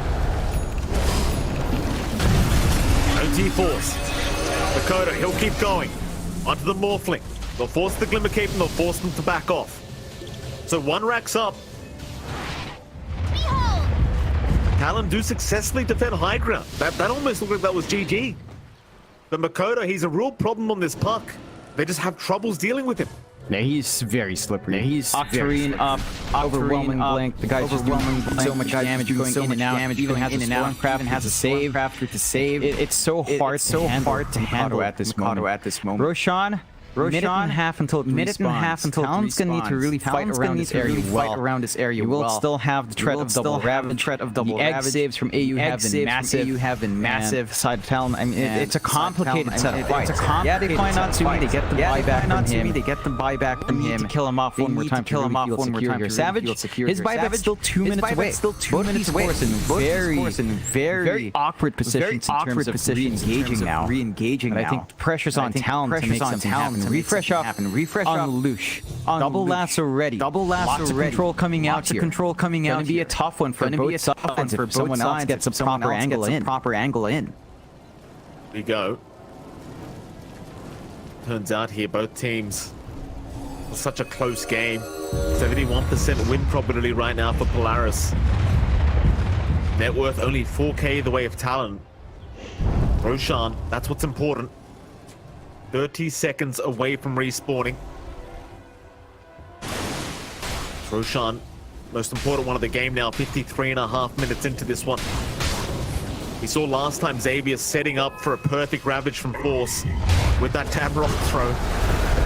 Something nobody was expecting, I'm sure. See if they can do it again. They've got the double Ravage available for this next Roshan fight. Double Chrono up as well. 2 seconds away. KP, how patient are you? Patient enough, he'll see it. Double damage rune. Right on time. Feels so awkward. Feels so awkward for that Roshan without finding pickoff. Like Talon needs to find a kill first. If they break up that combination from Polaris, it starts to feel a bit better. But it still hinges on Savage finding good Chrono and Mikado just jumping the backline in a good way with a Dream Coil. And they always have to keep an eye down on. So every single time Mikado has to go elsewhere, clear out the lane, come back in. It provides a window for Polaris to actually play in here. Keep in mind as well, John, there's only 3 buybacks available right now on the map. One of those is Makoto. Force and of course Xavius on the other side have buybacks, and that's it. KP, the zombie slowly chipping away at Roshan. There's that rock throw again. You've got to be so cautious. It seems so powerful in the Roshan. In that Roshan pit, it's just such a small area. Lelouch, he's going to break the smoke blink out immediately. Savage, little time walk up. We'll see nobody, but there's your Ravage. Oh, he's got all 4 of them, and there's your follow-up as well. Oh, he's got the whole team. Savage will buy back. You've got no Ravage, no. No more Ravage available. Not for the Roshan fight. Savage has bought back. They might have to force Roshan. They should have a clear path. They should have double lasso down as well. Double lasso down taken away. No save taken away. This is a big opportunity for Talon. Their patience pays off. Their patience pays off. Waits for his buyback. Just waits. Gets back in time. If they kill Natsumi in the next 3 minutes, they kill Natsumi in the next 3 minutes, and that will put a very awkward position up for the side of Polaris.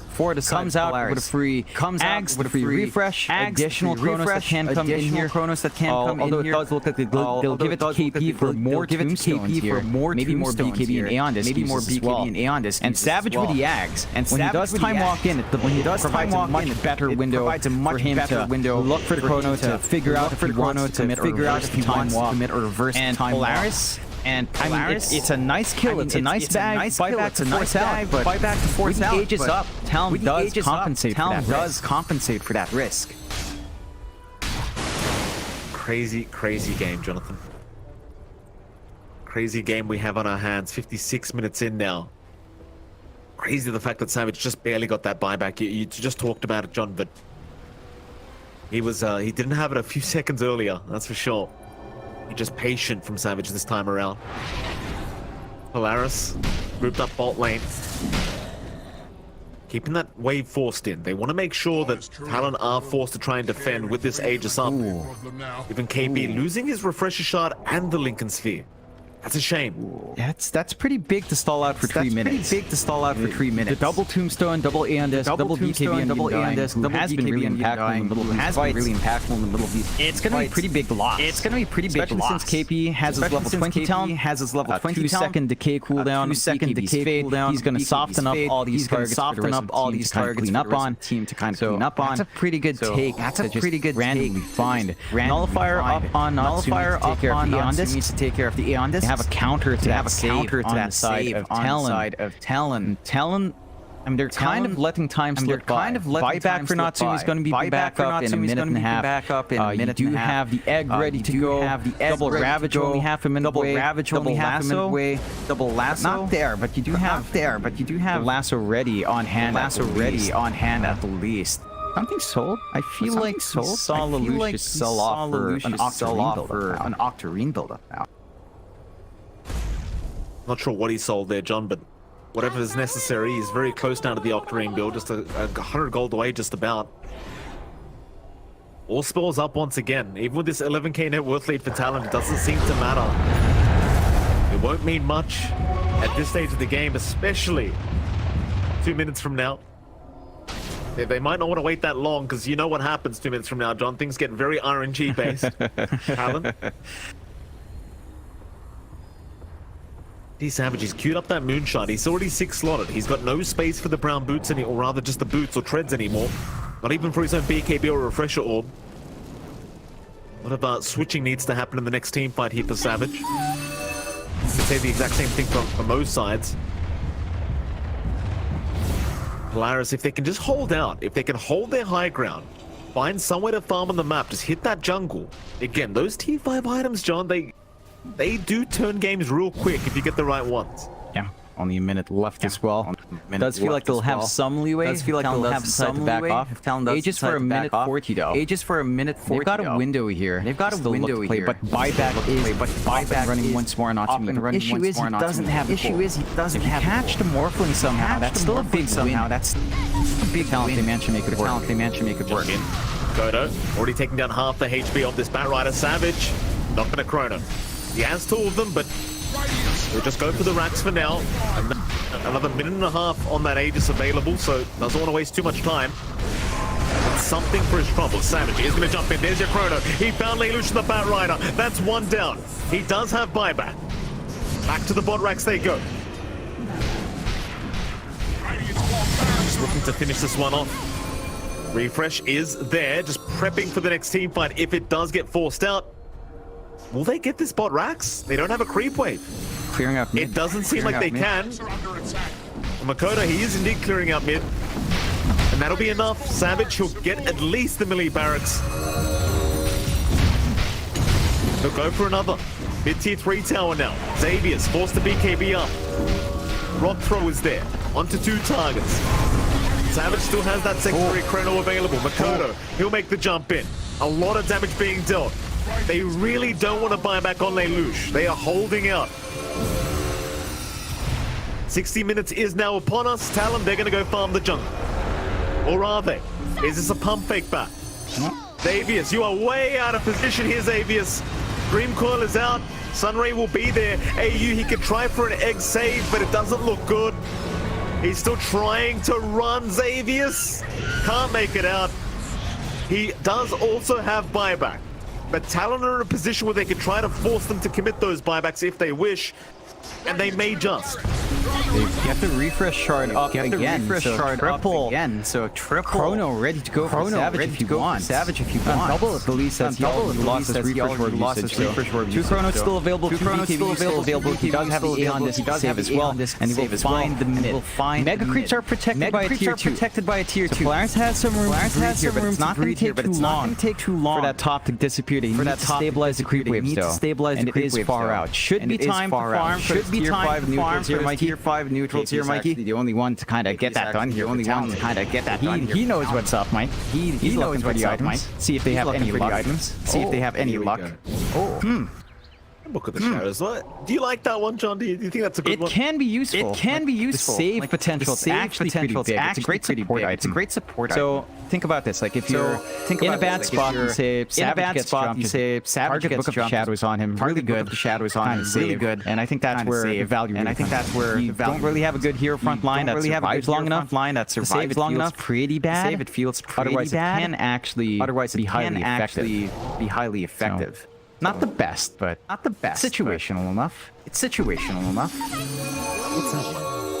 40% damage reduction. Reflection, excuse me, for 5 seconds. Okay. Doesn't seem amazing. Well, I guess we'll see it if one of the Talon boys want to pick it up. There it is. That's the one we want. That's the one we want. Giant's Ring and Book of the Dead coming up for the side of Polaris. Everyone wants to see the Giant Void, and they will get the Giant Void. The Arcana Giant Void. The Arcana Giant Void. Break out AU. He gets Dream caught up. They've got the Phoenix. AU can do nothing, but he does have buyback. Look at Savage. Look at Arcana. Giant Arcana. This reminds me of some. This reminds you of campaign. This reminds you of campaign from that. One game DOTA on. Oh, it's beautiful. I love this. Beautiful. I love this. Look at him in his glory. Massive. Imagine that, John. Massive. Arcana out. Gaben gives it the Giant Ring just so everyone can see it. Oh, yeah. Very good, Gaben. I love your strats. Last set of racks here, Mike, for Polaris. They've got to find a way to stop this. They've got to find a way to stop this. They have double Ravage ready. They have double Ravage ready. They do have back up once more. Lasso back up once more.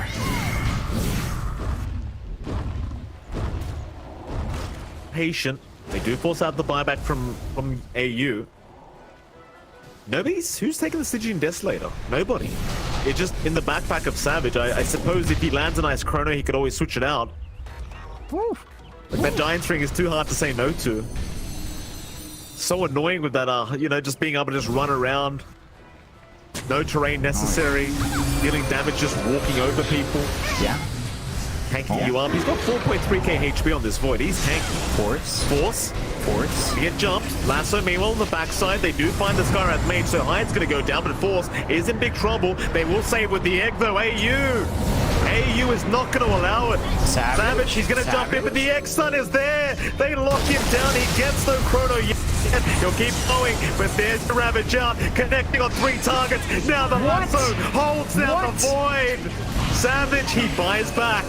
This is dangerous for Talon. They've got to be careful. Polaris in the meantime, they lose lane Luge, but Polaris, they're the ones that need to back off now. Natsumi, he's in trouble. He'll die back, or rather just die, but he does have buyback as AU. He will go down. That's an actual dieback on the Phoenix. It's Makoto. We'll keep going. Force will be fine.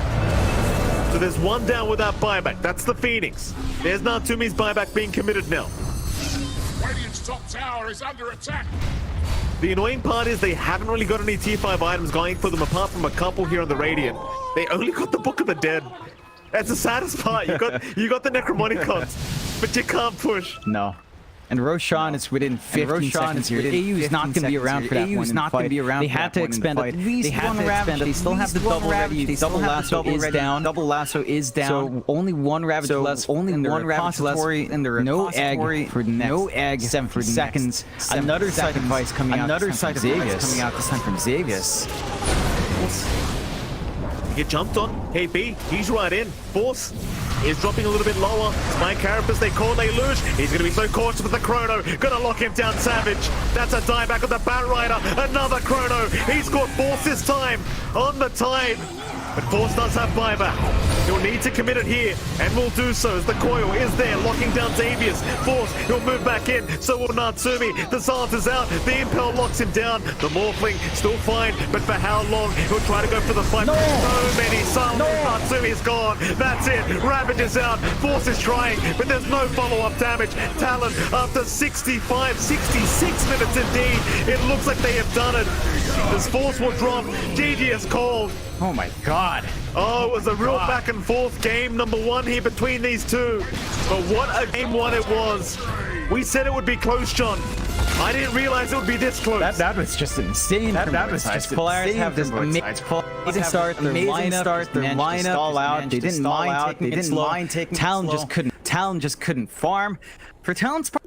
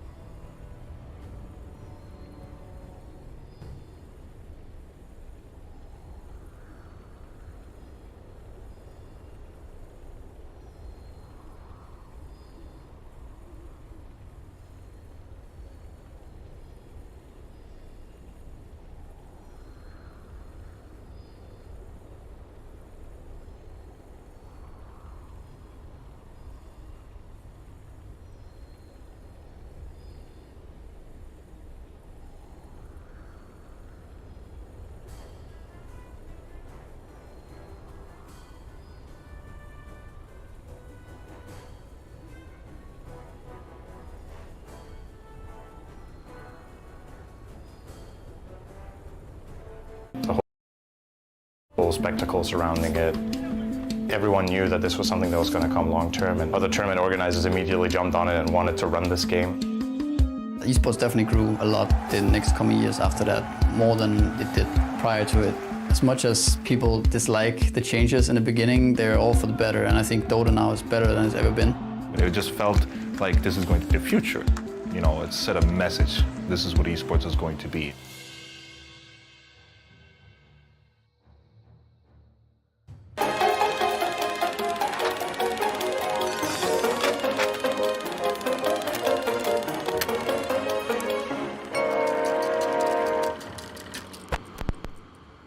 All-star matches are always fun at TI.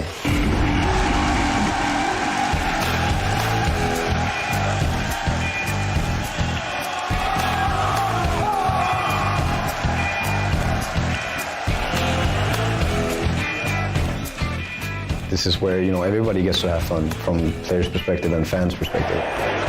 Community could vote for players, and 10 players who would get most votes would play 5 against 5. You really appreciate it, especially when you're not chosen, because then you remember it. It means more, right? It's just this good feeling that you know that you're appreciated.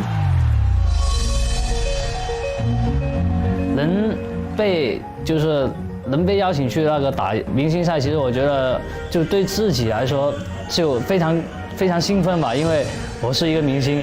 很喜欢那个就是有写着我名字的那件 T 恤，然后但是我还是比较喜欢玩，不喜欢当 coach， 就是很开心啊，就感觉他们穿了就那个衣服就好像在支持我一样。TI3 one, I guess, was the most memorable one, where Dandy, ran around after he killed me.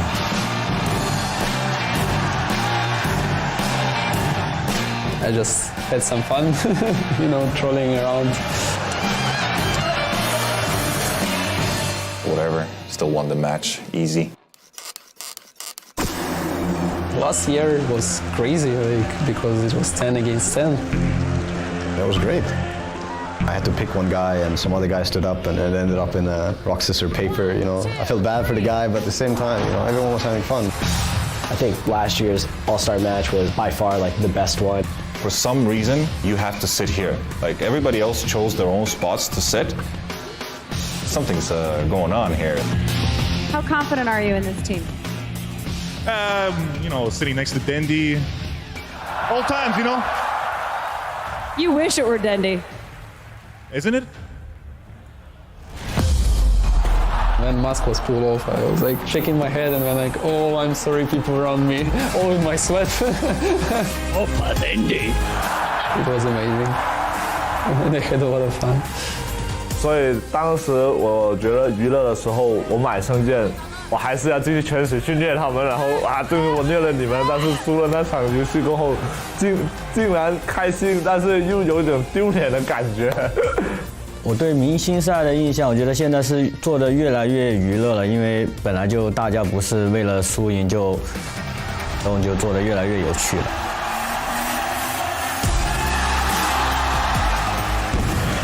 Of course you want to win it still, You don't want to, be the all-star team that loses.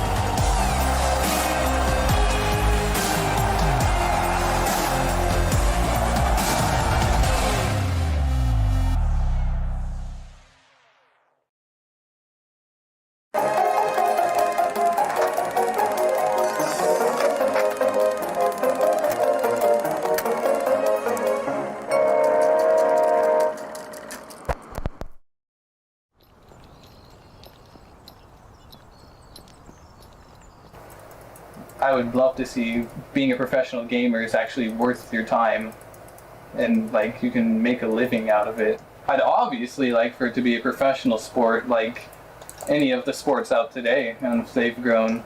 It's going to take time, first of all. A lot of the world isn't really open to gaming and online gaming and stuff like that, and especially around here, if you talk about, oh, I'm a professional gamer, they're like, you're a what?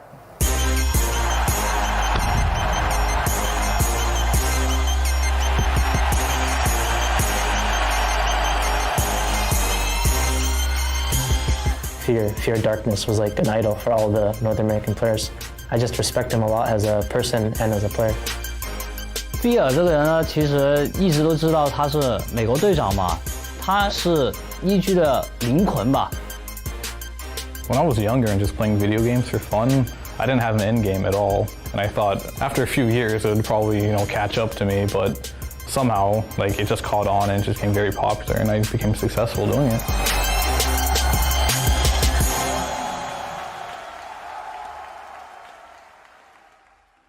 To be able to be on a top team, you need to play, 6 to 9 hours a day at the bare minimum. The thing that happened that almost made me quit entirely was when I got my first arm injury. Like, I had no idea if it was going to heal or not, and I was like really scared that my career would be completely over at that point. I think the most challenging part of it was the timing. The diagnoses from the doctors is kind of vague. We thought he was getting better. I was just thinking the whole time, I was like, why'd this have to happen to me? Like, I've been playing my whole life, and all of a sudden I just can't play anymore right when I have the biggest opportunity of my life. After like a month or two, I was like, okay, this really isn't going away at this point. And then eventually it's like, okay, there's no way I can practice right now, and there's no way I'm going to be able to compete at TI because of how much time this has already taken away. I think what kept me going after I got my injury was just, like hope. Like, hoping that it would heal and I'd be able to play again, because it's a huge motivator for me. It's like I had an injury and then I missed the biggest tournament of the year because of it on a team which I had a good shot. I just hoped my arm would heal and I'd have one more opportunity to get the championship. I have so much respect for Clinton and all the time he has put into this game. And if anybody deserves to win the international, it's him.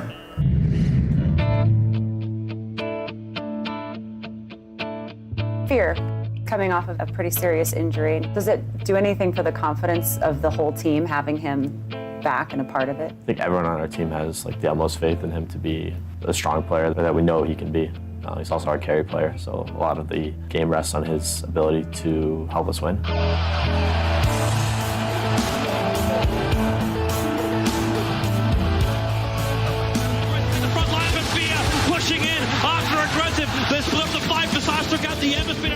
When Fear rejoined EG after his injury, I really look up to the way he made that team function. I think a lot of it was on him, and he didn't get the kind of credit from the outside that I think he should have gotten.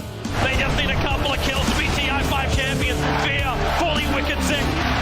They're going to bring in the Titanic as well for Fear while the push continues. Clinton has a huge amount of experience, and I think he puts really good use to it. Whenever people ask me, is there any player you look up to? I mean, for sure, the way he played a core role for EG, that's a way I can only hope to play. It looked rough dropping down the lower bracket. They have persevered.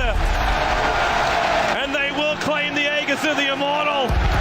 They are the champions here in front of their home crowd. Right after we won and we're holding the trophy up in front of the crowd, everyone was cheering. We're on home soil as well, so it was just insane. Everyone was yelling USA, USA. We just sat there and just took it all in. Didn't really have much to say. We were just kind of enjoying the feeling. Give it up for your TI5 champions, Evil Geniuses! I mean, at the current state and time, it means a lot, but 10 years from now, will people remember me? Probably not, to be honest with you, but the fact that in this moment that I dedicated so much of my life to be a champion, it means a lot to me, so I'll never forget it.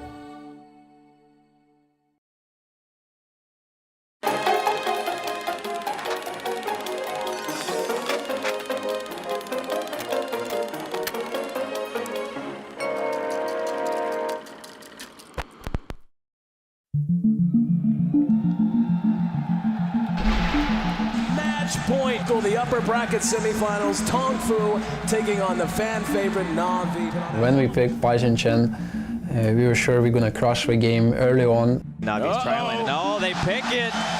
They took the punch. You can see Dendy smiling right now. Oh, yeah. He wanted it bad, and Puppy gave it to him. Yeah, for some reasons. That game, it didn't work out. Vacuum back into the call down. Dendy biting up more than he can chew. He will.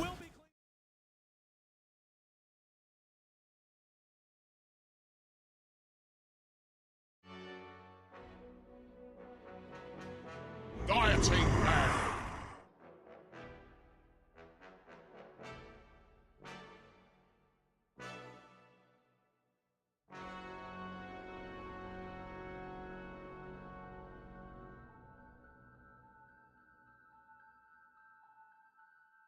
Ten seconds remaining.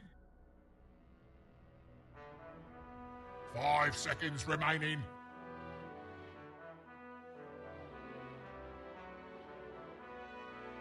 Radiant team pick. Dire team pick.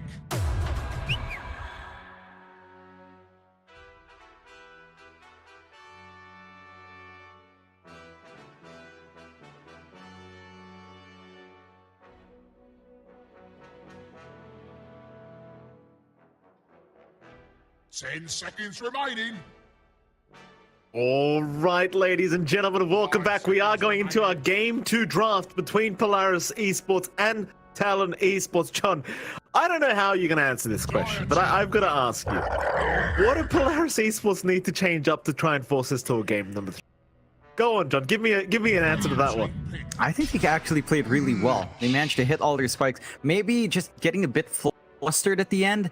I mean, it did look like Talon provided a lot of openings, especially with the way Savage was playing up front. Very risky on that Faceless Void. At the same time, it felt like Savage was taking calculated risks. Like, he would die, he would look pretty weird, time walking around, time walking into an egg with his BKB, but he knew he had buyback. It just came off cooldown, and he would come in with a refresh, and his team could clean up once those big team fight spells were done. So it took like sacrificial play from Talon to make these openings happen from Polaris, and I think Polaris, they've got to be able to maybe plan ahead that same distance. Like, it just feels like that it's only a sliver of an advantage Talon found off the back of those risky plays, but Polaris needs to be the ones also taking some risks towards the end of the game. They were the ones that were kind of stuck in the high ground. They weren't forcing out fights. There were a lot of moments where they'd find these key kills, and they wouldn't be able to follow through with the threat of the egg and Ravage. So I think just more activity out from Polaris probably is key. There was a moment like maybe 15 to 25 minutes where Savage was just completely shut down. The only threat was Mikoto, and they were running around with this really fast BKB, blink timings on their cores, and they just kind of sat back and farmed. Now, their scaling was good, but that did provide Talon an opening to kind of look for the game down the line there. The draft has begun. Marcy Void is the opening once again. I'm surprised Talon are actually able to take this Void away another time, because we saw how potent, even with a couple mistakes being made by Savage, it just didn't matter. I mean, you could kind of give it to Mikoto. Obviously, we did name him the MVP after that game 1, but the Void just proving to be so powerful. Speaking of powerful, though, that Primal Beast, Xavier's, he was doing so much work, man. He tried so hard.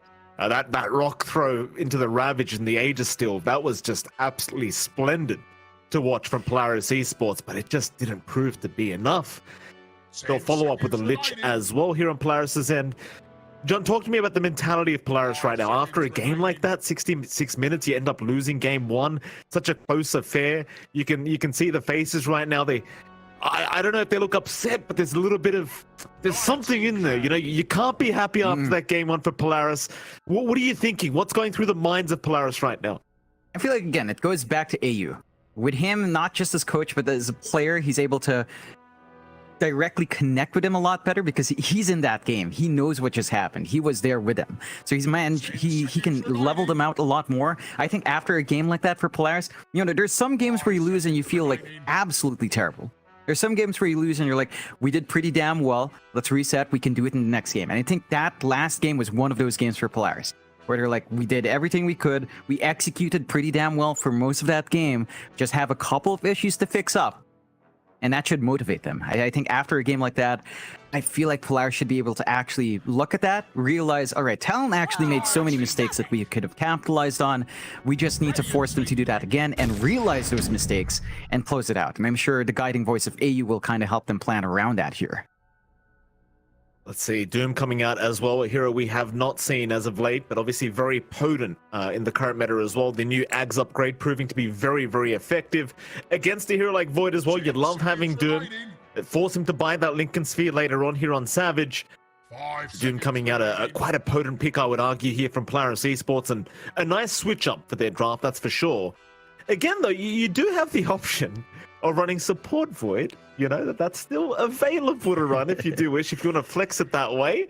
Not that I'm saying that is going to be what happens, because Savage loves playing the Void, but you never know. You could still make that happen if you want.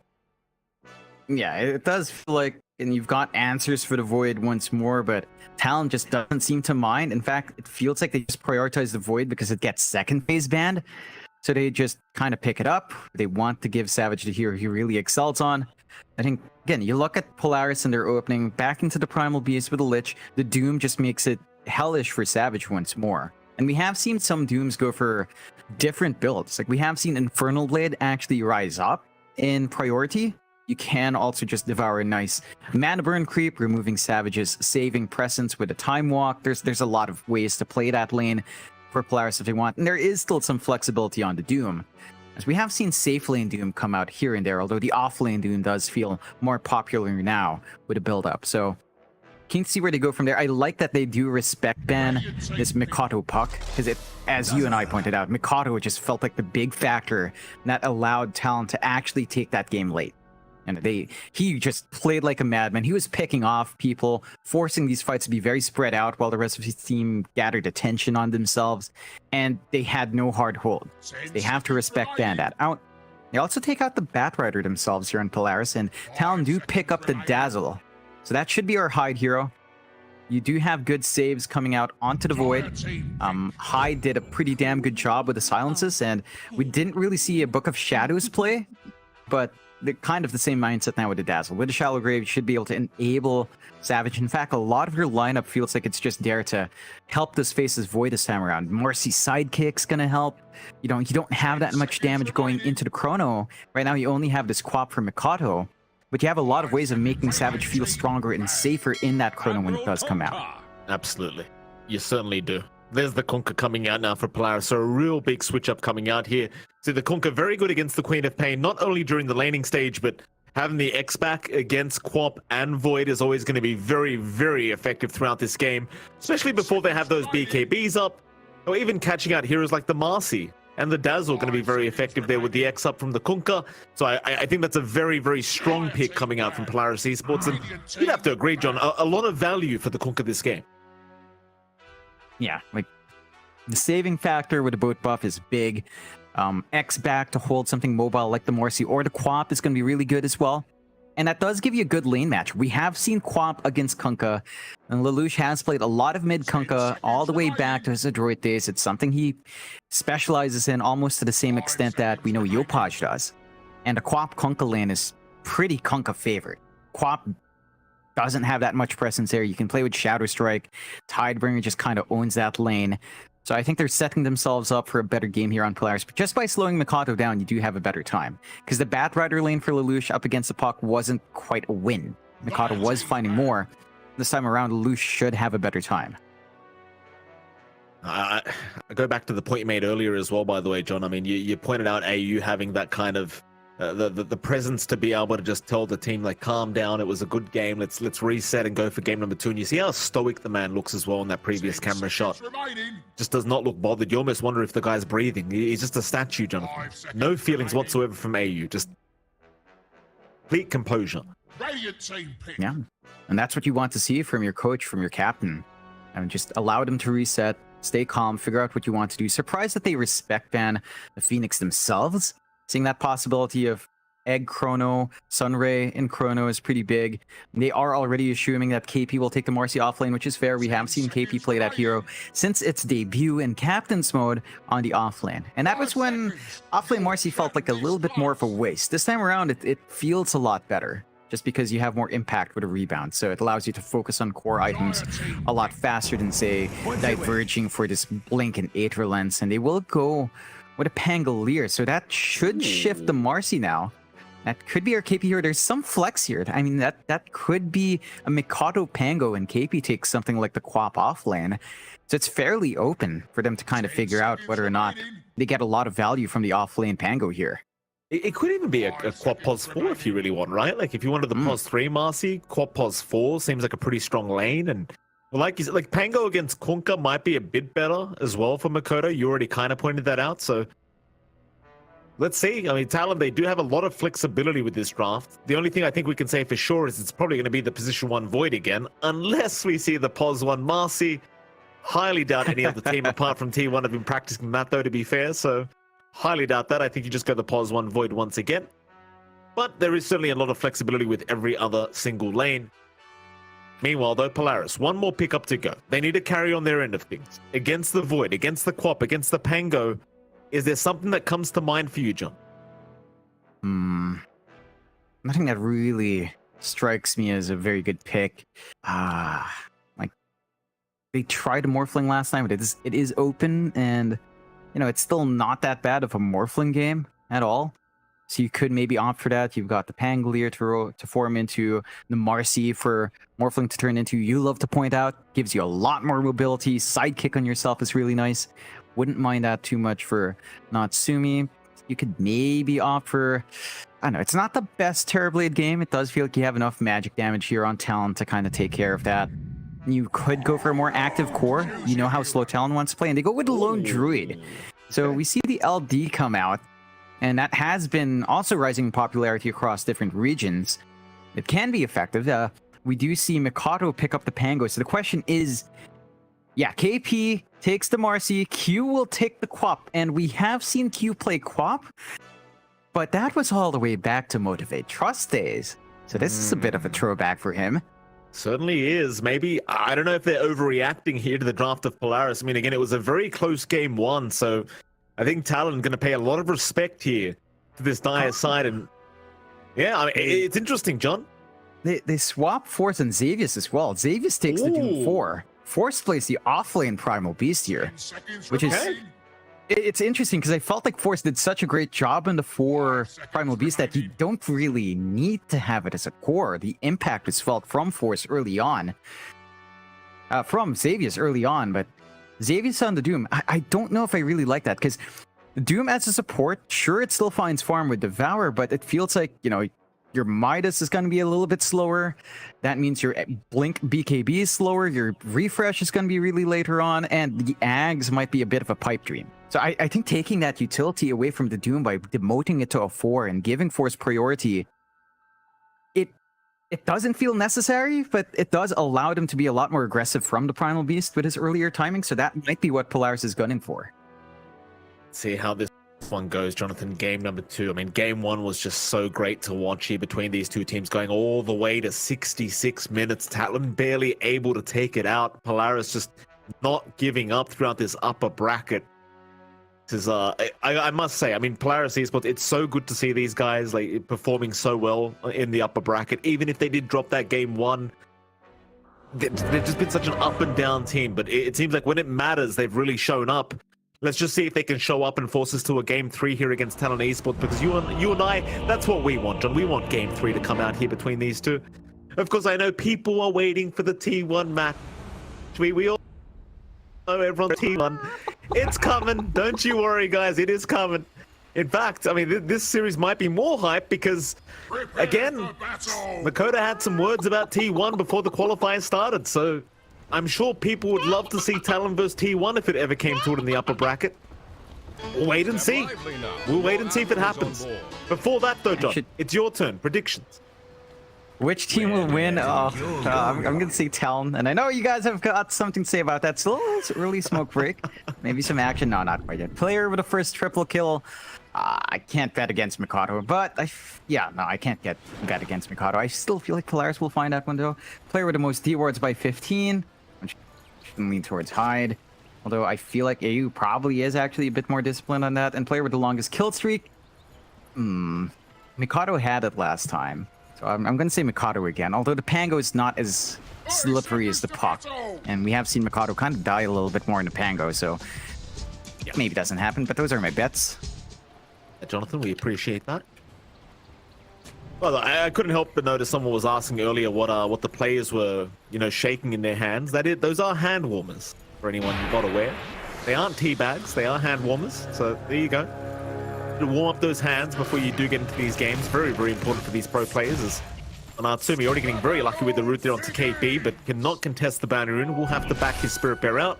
Meanwhile, bottom side, there was a bit of a fight over that boundary rune as well, but it is going to end up being a 2-for-2 trade. This Force is really going to harass Q out before he does leave the area. Beautiful little uproar there from our Primal Beast. Let's start with that mid lane. Makoto going to be on that mid Pango. He'll be against kind Lelouch. of poking. I'm surprised.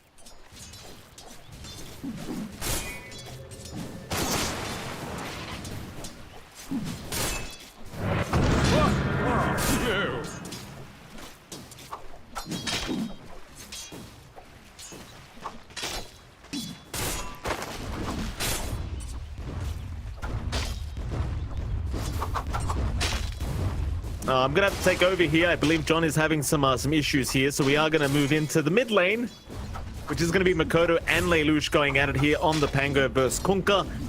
Be an interesting matchup. Of course, we did mention the Quap might have a bit of an unfavorable matchup against the Kunkka during that draft stage, so they do swap out, put Makoto on the Pango instead.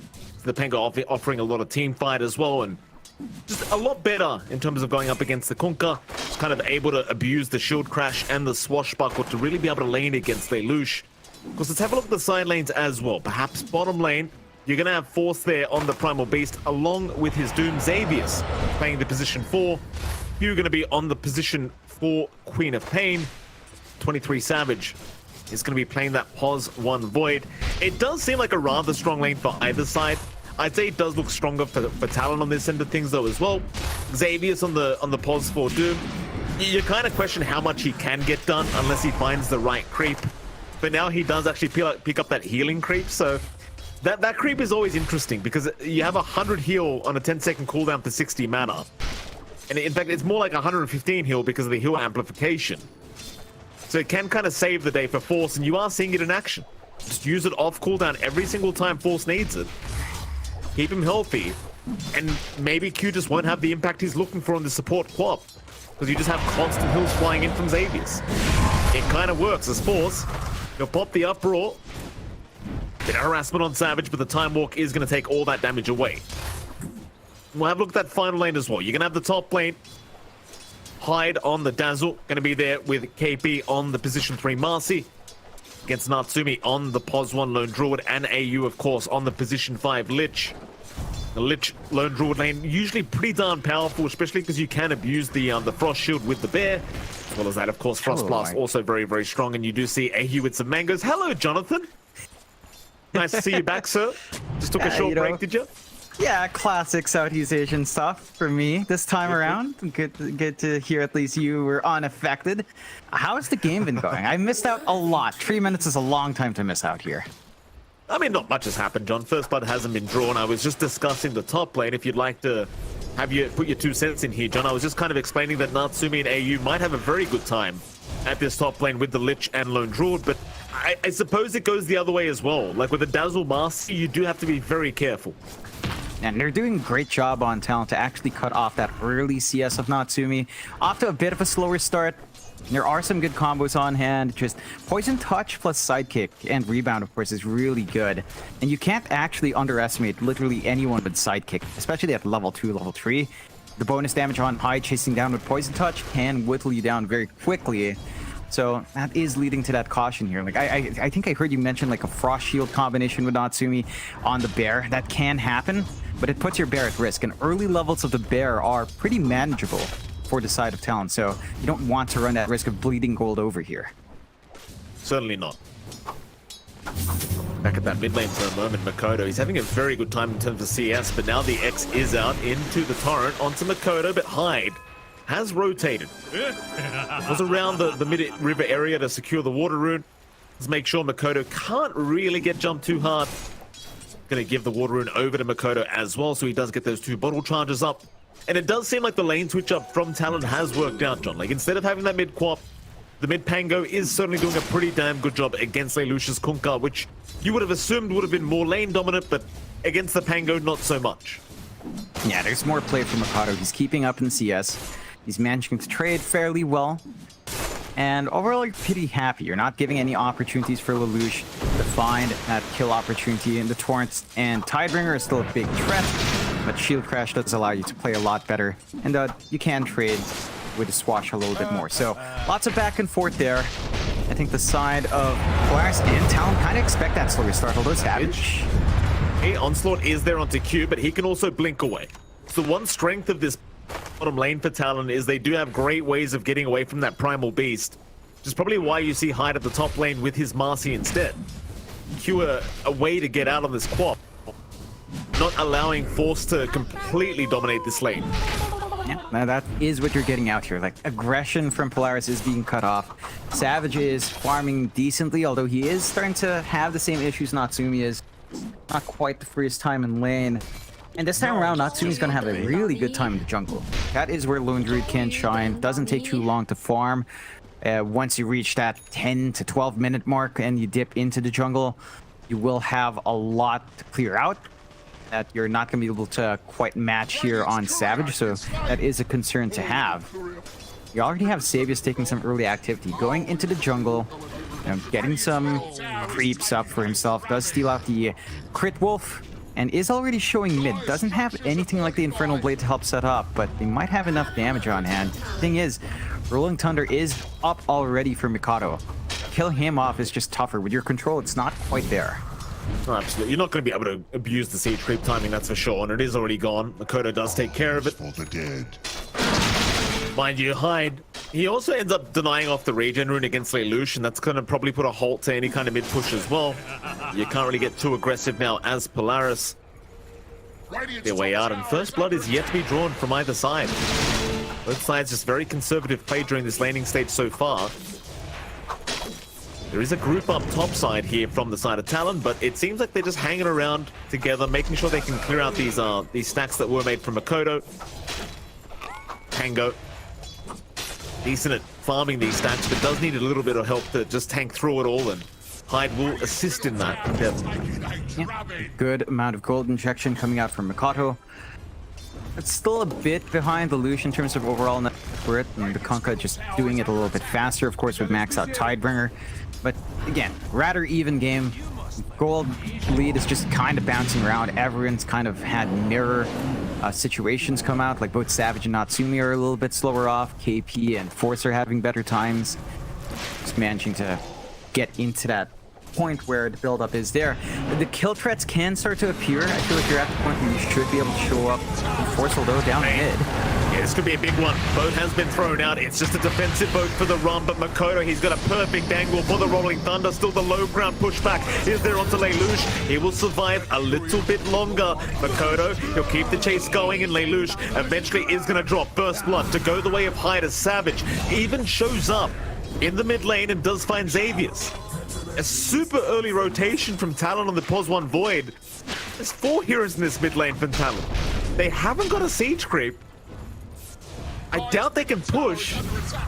It seems like they just wanted to make sure that mid fight went their way.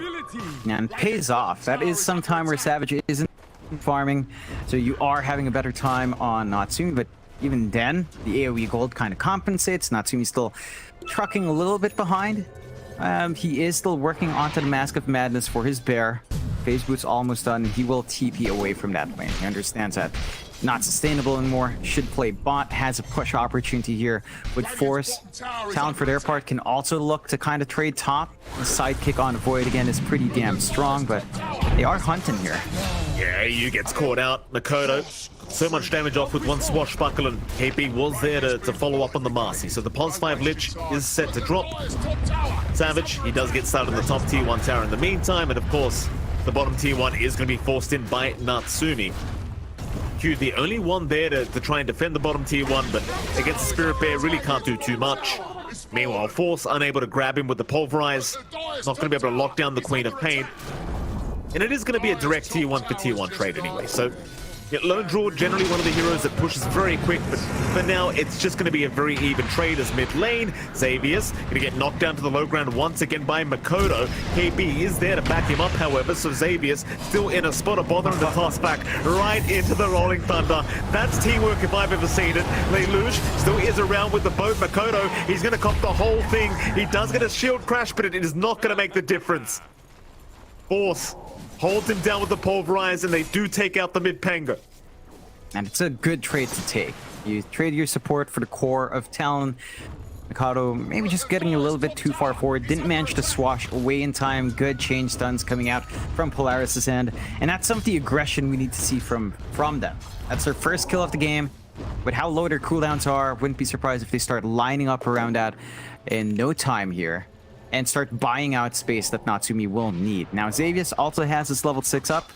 Does have the Doom ready to go with the Tranks up. He's a very speedy Doom. Not going to take him too long to gap close, although Savage really playing tag there. Does have Chrono. Again, there's not too much damage that can fly in from that. Hyde's almost trying to bait them forward here. Maybe trying to get that Chrono expended, but Force be able to just walk away. Well, a Midas build up is here for Natsumi now, so just wanting to go the little bit of a greedier route with the Midas. Still makes perfect sense on the Lone Druid. The added attack speed always nice as well for the Spirit Bear, so you can't complain about that. It always reminds me of the meta we had way back in the day where Lone Druid would build 2 Midases on both the hero and the Spirit Bear. that wasn't it, John. Just Midas after Midas.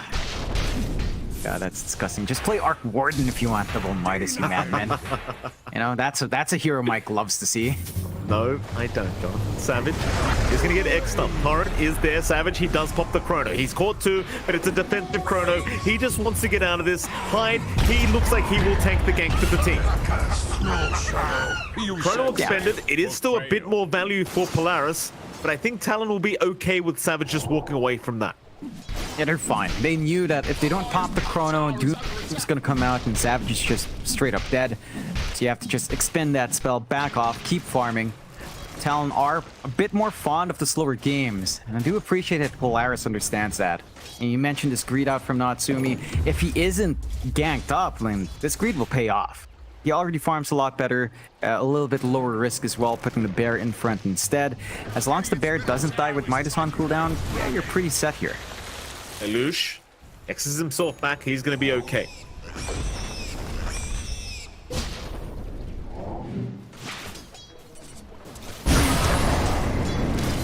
Trying to back his way out. A 4-2 right now. Q. Bottom lane, Doom is spent here from Xavier's. Nice tonight, Makoto.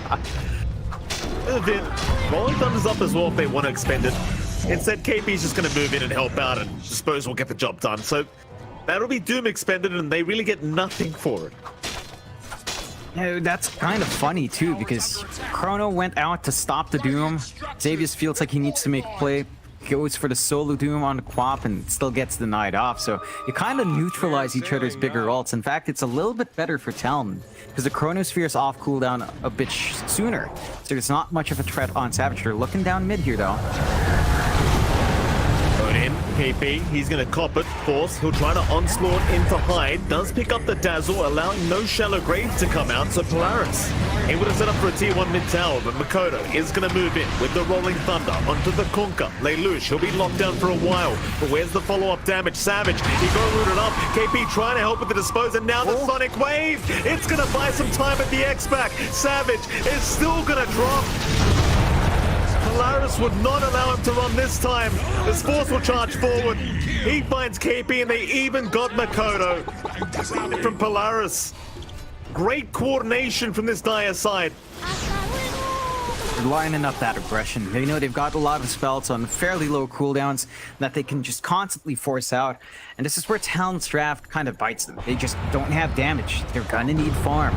They need this build up on Mikado and on Savage to really have any sort of presence up in the middle of these fights. They don't have a save when someone is held down by that Pulverize. And every single time Force commits, it's pretty much a guaranteed kill. You just don't have that natural stun that he did have with Nyx in the last game, where Spike Carapace would just be a massive saving spell. You just have so much more to play with. Like, you can just see the execution, the confidence of players to just go in that fight, knowing that there's nothing to stop them here. 6 now, 3k advantage for Polaris. We've seen this story before. Off-core net worth lead already is the Dire side. Once again, forced to just keep farming with that Midas into the Maelstrom build-up. We did see Talon buy plenty of time for him last time. Mind you, that was off the back of Makoto on that puck. He doesn't have said puck anymore. He's got the Pango this time around. Not as slippery of a hero and not as great at split pushing as the puck was, but it's not. Meanwhile for Polaris, I mean, Natsumi's having a really strong start on the Lone Druid. Not worth yet. Force and the Kunkka is still ahead of him, but Natsumi should be able to escalate quite fast here on the Lone Druid. Continue farming up the shards and the Desolator build up. Especially once you have that Desolator up, those towers, they just start to melt so quick. Even quicker than they do already. So it might just be about outpacing Talon in this game number 2. That's where the beauty of that LD pickup comes in. It can scale towards the late game, but its earlier times are just so much better than the Face's Void. The push threat is always there. And if you do want to play that slower game against the Lone Druid, well, it just grows bigger and bigger. The bear becomes a massive issue. You don't have the best burst damage on hand. The Talon's draft, you're sneaking around here on Polaris. Right. Pulverize is there. He'll tank the gank for the team. Of course, he'll still be happy to take the kill. He's more than happy for any kill right now on the Primal Beast. Hyde's been doing a great job with this position though, making sure he doesn't allow the opening. Meanwhile, bottom side, Xavius. He chased down. There's an opening for Talon. Another support to be picked off. KP, he'll take that one on the Marcy. So support for support going down. A little bit more valuable here for the side of Talon. They found the POS 4 for the POS 5. But still not really anything to write home about for either side. Yeah, not the biggest loss. Polaris just still going to be happy. Lelouch was kind of in the firing line there. So he doesn't stay too long and doesn't run that risk. I'll leave Xavius to kind of cop it for him. The side of Polaris, again, they're getting everything they want here, though. They're just grouping up off the back of Natsumi's bear, going for the pushes. The Desolator one part away now. And these objectives just don't last long. Talon cannot fight. Talon cannot stall in the same way as they did in game 1. And Polaris see that opening and just play a much more aggressive game. And again, even if this game slows down at some point, you've got great scaling from the Lone Druid, you've got great scaling from Xavius. We've seen Primal Beast just be a menace with the Ag Shard and the Blink BKB, and Forces also lining up for that shard here.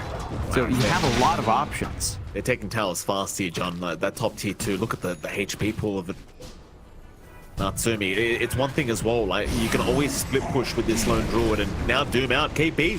He's a much bigger target to be able to pick off for Polaris, and they found him. Onslaught is there, follow up, and he's gone. Does bait out the big spell, so KP in a way is buying some space here, but you can't afford to lose more off the back of it. Q. Get caught, Lelouch will throw the torrent boat in, times it perfectly, no blink to come out. The animation halfway there, but not quite enough. Lelouch able to take a mega kill streak now on the mid Kunkka. And again, just such a powerful start for Polaris Esports. 6k advantage, 18 minutes into the game. They even found Makoto now. No mana available, they'll pulverize him up, and they've got the damage. Force and Lelouch, they are just menacing duo this game too. They're running it really well. They just see this change up from game 1, where in game 1 they took it a lot slower. This time it's just non-stop aggression, looking for pickoffs every time. Their lineup excels at that. They melt objectives fast with the space given for Natsumi as well. And there's just no counterplay this time from Talon. They take care of that issue with a puck by banning it out. And now Talon's stall game, it's not showing itself. Like these objectives will just melt. The map is shrinking fast. And the timings for Savage still feel a long ways off from coming online here. Polaris, I think they've managed to study that game 1 really well. And these are all the issues they had in game 1 just disappearing. And Talon needs to find a new way to gain entry in this game, but it doesn't feel like they're just working it out well enough. Poor old Hyde. He's experienced this before. Pulverize into the turret, and now even the tidal wave is up for Lelouch. Very early shards pickup, but considering he got the BKB so early, he just picks up the shards for that added kind of pushback, the displacement on the Kunkan. Polaris, they're getting very close to a point where they can just start thinking about Roshan. Hell, they could do it right now, but it seems like they want to try for this mid-tier 2 tower because they've got the Desolator already up on Natsumi. Look how fast this tower goes down. Glyph is forced out. They will glyph the creep wave. They want this tower real bad. And they're going to stick around for it. They're going to try and force a fight from Talon.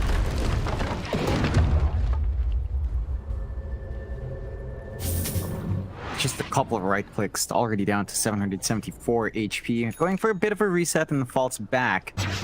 Talon are kind of grouped up to try to fight back here. Diffuse ults up in Mikado, so there's a little bit more damage output and control. And Polaris discipline themselves, look for more.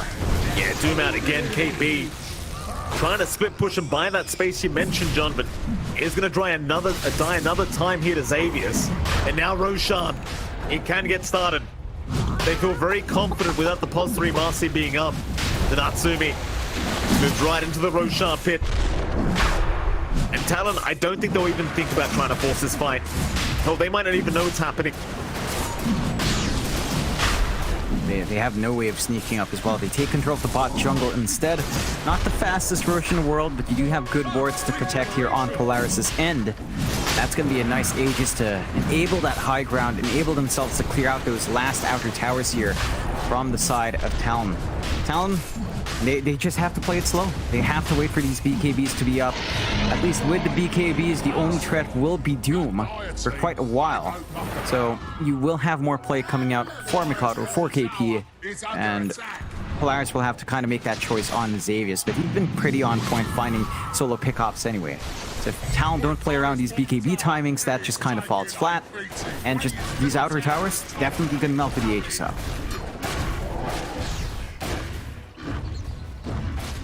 Not so safe. Still hanging around that mid tier 2. Polaris want to try for it. Talon, they are pushing down the bottom tier 1 tower, but that's not going to be anywhere near as valuable as what Polaris are getting out of this. And that tier 2 mid tower, it is not going to last. It's back to very clever drafting from Polaris Esports, I'd say. Of course, the execution so far has just been perfect. They are going to smoke up, but I believe that was underneath an observer wall. So Talon should know about this 4-man smoke coming in from Polaris. However, Hyde, he is around the corner on the Dazzle. He's gonna back his way up. Polaris still looking around for someone near the base. Thing is, if they can find a big pickoff near the Radiant base, they might think about high ground this early. There's really nothing to stop them. Like, Natsumi's just in control of this game, farming up like a madman. He's gonna have a Basher up soon on the Bear. And once that's up, it's just so annoying to try to deal with it. We haven't seen Savage go for any Chronos yet as well, so you do have that tool on hand for Talon. And Talon will actually smoke up his 4. Trying to fight into the Aegis, maybe catch Polaris a bit declumped here. Talon.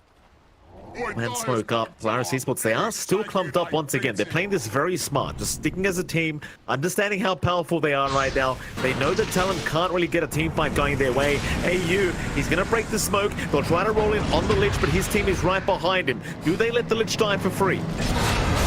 AU, still hanging around, does get a Chain Frost off, but it only bounces onto Q. Polaris still rushing forward, looking for an X-Pack on the Quap. Not going to get it. So the Lich does go down. That's about the best Talon could have got. That's a free kill, but it's not a great kill. It's just something.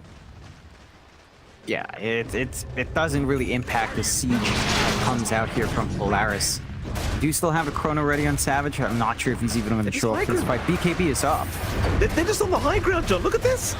Natsumi. That's a T3 tower gone. 23.5 minutes in, Polaris. They went from losing game 1 to speed running game 2. Just playing that faster game. Again, that was their big issue. X out. Current will land. Both will land as well. Shallow Grave is going to buy a little bit of time, but the rock throw and the onslaught into the pulverize. Q cannot make it. The rest of Talon, they just can't think about a fight right now. You've got BKB on Savage, but do you have damage? That's the problem. It's not quite there. Even with maxed out sidekick, you are lacking output here on Savage, and the racks, if they don't stop this, it's just gonna melt. They've got to pop the Rolling Thunder to try and defend this. Natsumi does get clipped by the stun. He got the Spirit Bear form off in time. Savage, oh, the Doom came out. Xavius, he caught the Void. No Chrono available. And Makoto's going to get caught by the Pulverize. No Shallow Grave by a little bit of time. A nice Sonic Wave. Hyde actually saves the day here for the Pango. They are looking to turn this one. Lelouch also caught out. KP with a great rebound in. Force, he will be KP onslaught, but it's not far enough. Savage, he'll get the Chrono eventually. Hyde has turned this one around. The Pos 5 Dazzle with the saves. It turns everything for Talon. Just that little Shallow Grave at the end to enable Mikado to come back into that fight. And they also managed to throw their bodies for it to ensure Savage would still be able to come in with a Chrono. It is a lot more back and forth. You know, the side of Polaris still find a lot off the map. I mean, this is a pretty naked map now for Talon. No tier 3 down mid. Rax will just melt a neck shove in from Natsumi. but Talon are still finding a way to stall this game out. Now, it's not enough to swing this game back in any way. It's a 4K lead for Polaris. They still have majority control. They've got a BKB up in Zavis. He's actually saving up for that Ags now on the Doom. So the AoE Doom is going to cause a lot of issues for what Talon wants to do here. Like, there is just no way to continuously save Savage at that point. The hide spacing has to be perfect. And they're going to have to watch themselves. I think Polaris, they're still confident. Aegis is going to expire though, but they can at least maybe gun for that one set of racks or even just a pick-off here. Absolutely. Polaris not going to be happy with that last team fight. We'll try again. No Chrono up this time. No Sonic Wave up this time. It's an easier team fight for Polaris Esports. They'll move in. Tier 3 tower. Rather, Rax is under siege again. Rock Throw is there. Makoto goes off the Rolling Thunder. Back up to the Lone Druid. They're going to try to force the fight another time, but the boat is going to fly in. KB still going with his BKB out. It's a lot of damage onto Natsumi. He's still alive, however. He'll try to walk away. Makoto continues as well. Savage will jump in. They got Natsumi once again. The Lone Druid is down. They make it happen through the BKB timings, but now the turnaround with a great Train Frost. It's not enough. Shallow Grave onto KB's gonna buy him a little bit of time. AU is gone. Force, he looks very gone as well. That's 2 team fights in a row to go the way of Talon. They throw their bodies at the mid-racks for a second time. They got the melee barracks, John, but they have thrown the whole net worth lead back the way of Talon. I don't know if that's worth. It's definitely not. You know what, Mike? This takes me back. I remember now in that one game in the ESL 1 Genting qualifiers that Talon and Polaris played up against each other. Talon had this abysmal start. They looked absolutely terrible. It looked like KP was playing with his keyboard unplugged. And then Polaris, they have this thing with high ground. And they have this thing with high ground where trying to force it sometimes, and it looked like a decent choice. The Aegis did expire, but they felt like it was risk-free. There's no Chrono to worry about, and somehow Talon manages to punish them.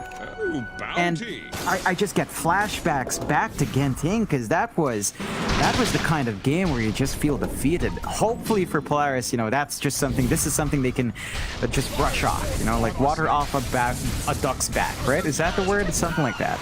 Yes. They just kind of reset.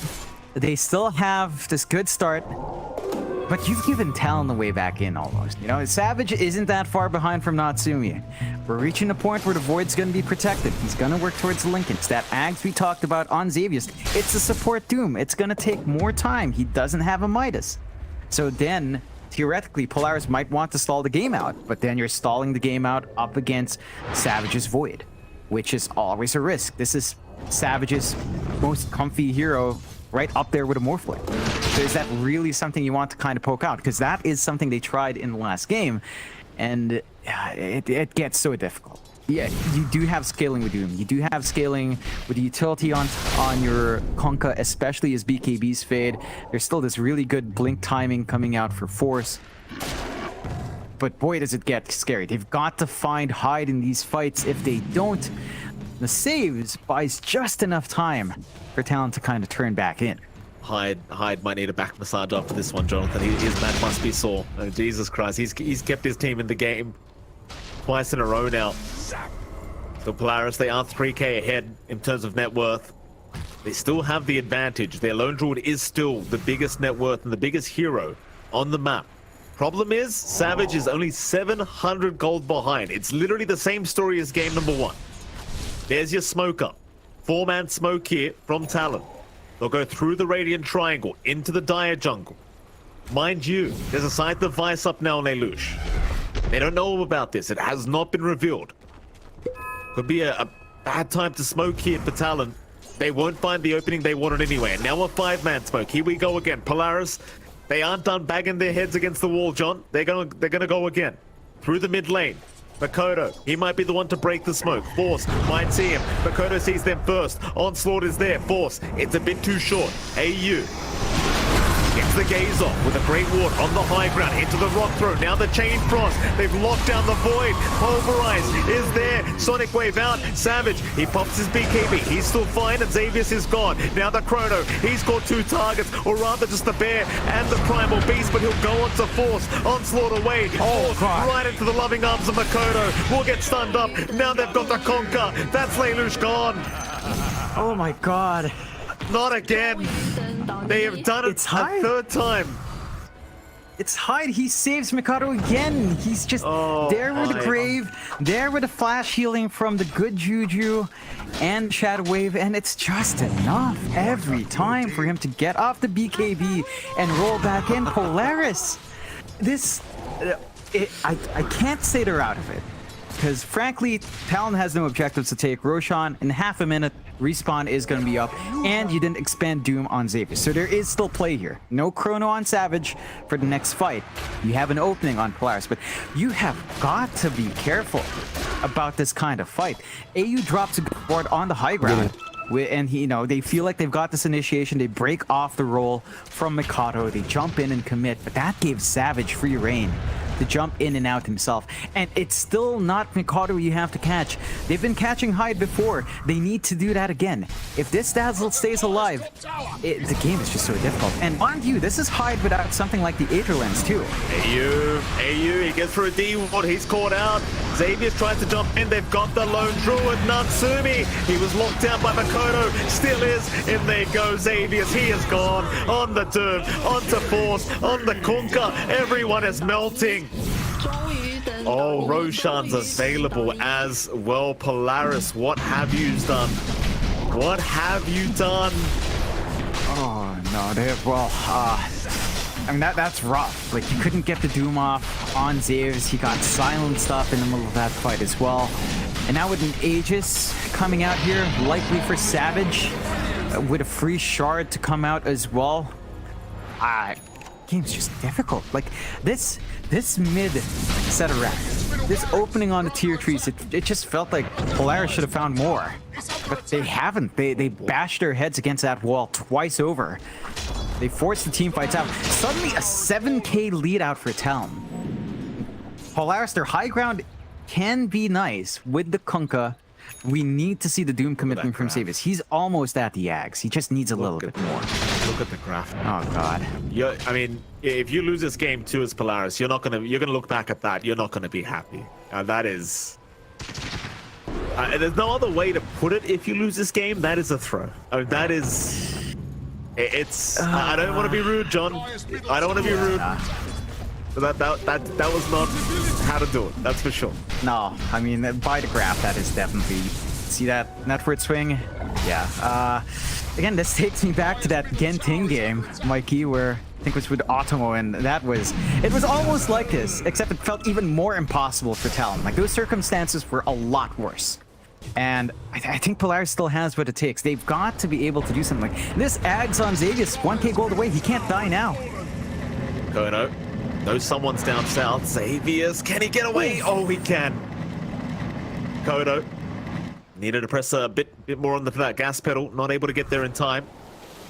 Polaris, they're doing their best to just split push the bot lane and force the side of Talon back. They don't want to even allow them to think about high ground. Force has done a very good job down to that bot lane of keeping the creep wave forced out. They can't think about the tier 2 bottom tower either. So that outer tower objective is still going to be standing here for Polaris Esports. Talon, they'll hold on to the Aegis for another 3 minutes. Maybe just wait for Savage to have the full Mjolnir up before you want to force another fight anyway. Just about 300 gold away from having the Hyperstone to finish that one off. Already has the recipe sitting in his backpack. And then maybe you could think about forcing a fight and going high ground after. Yeah, opens up at that point. Aegis still up for quite a bit of time here on Talon's end as well. And that looks to be the full Mjolnir up. An instant smoke out from Talon. For Polaris' part, they are declumped, so they're not allowing Talon to look for these big engagements. And they are still keeping that bot shoved in. But a simple pick-off here for Talon can still kind of enable them to find more. And Natsumi, he's a prime target here. He is. He'll TP out immediately, and they are not going to be able to make it in time. Q, he was very close. They have got the bear, though. Natsumi was actually very, very lucky there because Q did have the Ult Scepter to cancel the TP away. His blink was right on target as well. It was just a second off. Ooh. And not going to get out. Yeah, going to get out as well. I thought return was canceled when there's damage. Did manage to get it in the nick of time, so you don't really lose out on too much. You do waste some time here from Talon's end. You waste a roll as well. So there's a bit of a window if you do manage to get that jump in. Hags for Xavius, man. 180 gold away. That's the big one. AoE Doom.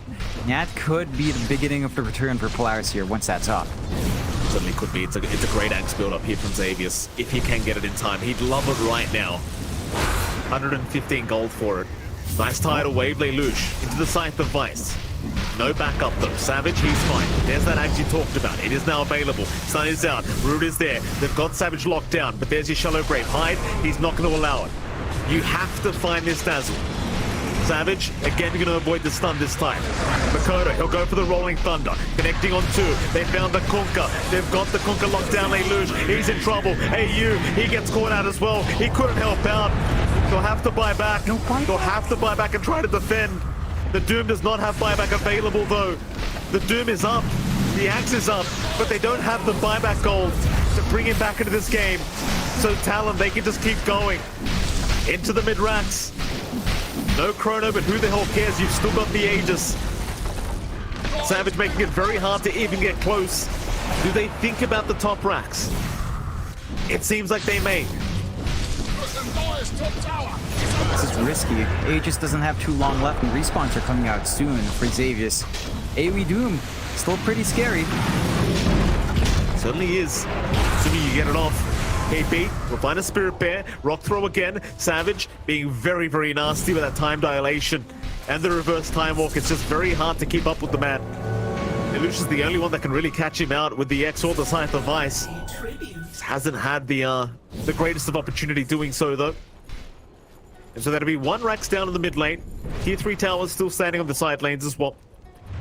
Not too big of a deal yet for Polaris, but the bigger deal is the fact that they've committed 2 buybacks. And there's a 14k disadvantage now for this Dire team. I mean, if they find one good team fight on Polaris, that threat of a push is still massive. So it doesn't put them out of game yet. And again, you've still got this threat. Doom ready to go. I will say one thing as a bit of a digression here, Mike. I saw Q queuing up the Ags in this Quap and switches out. I mean, he's got the full Kaya Sanch, but I wanted to see that AoE that Shadow Strike with the little scream at the end. that would have been fun, but Q gets his senses together. I wish he didn't. I want to see that Ags. It happens. I've tried the axe personally. I think it's complete garbage, let me tell you, John, but it is, it would have been fun to watch, just to see it in a pro match.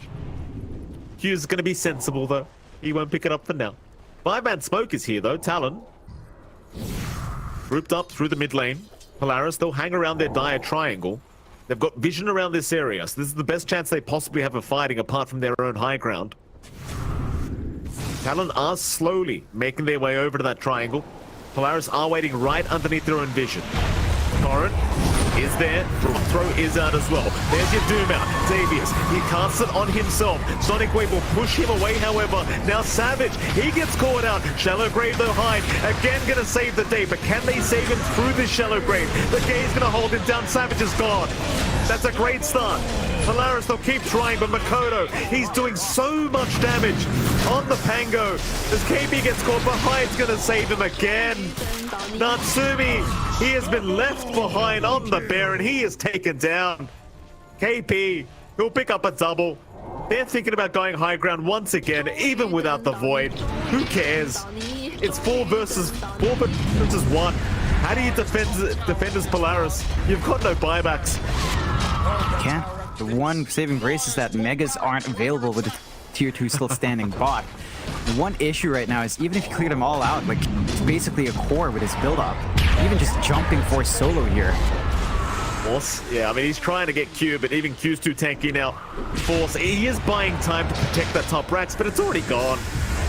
They're just going for a free kill here onto Force. This will be the full team wipe they were looking for, and Talon will get it eventually.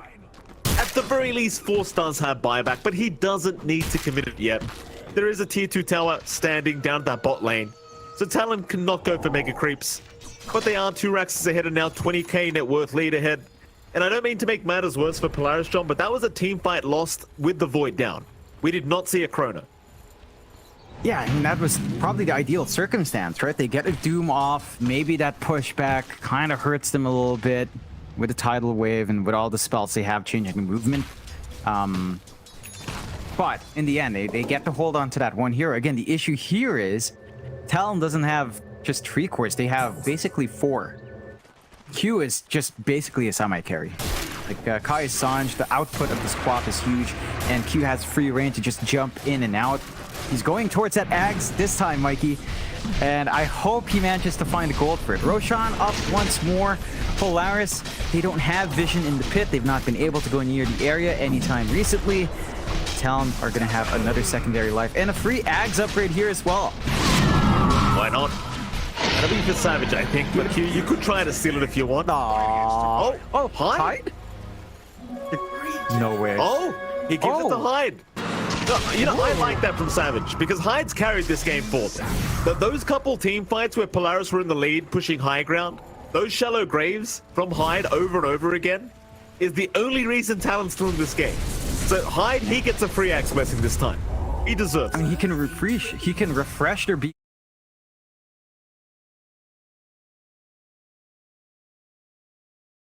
Second VKB use for Savage, second VKB use for Mikado. Heck, a refreshed Lincolns could be even good here, depending on the circumstances. So there's a lot of value there. All right, let's go for it. Okay, that's actually gonna be fun to watch. Mikado got himself stuck in the cliff and then into the tree line, had to swash away, which is why Q tipped him. Oh, he's got obviously gold. Talon, the axe is that what we're talking about? All right. Don't buy Q.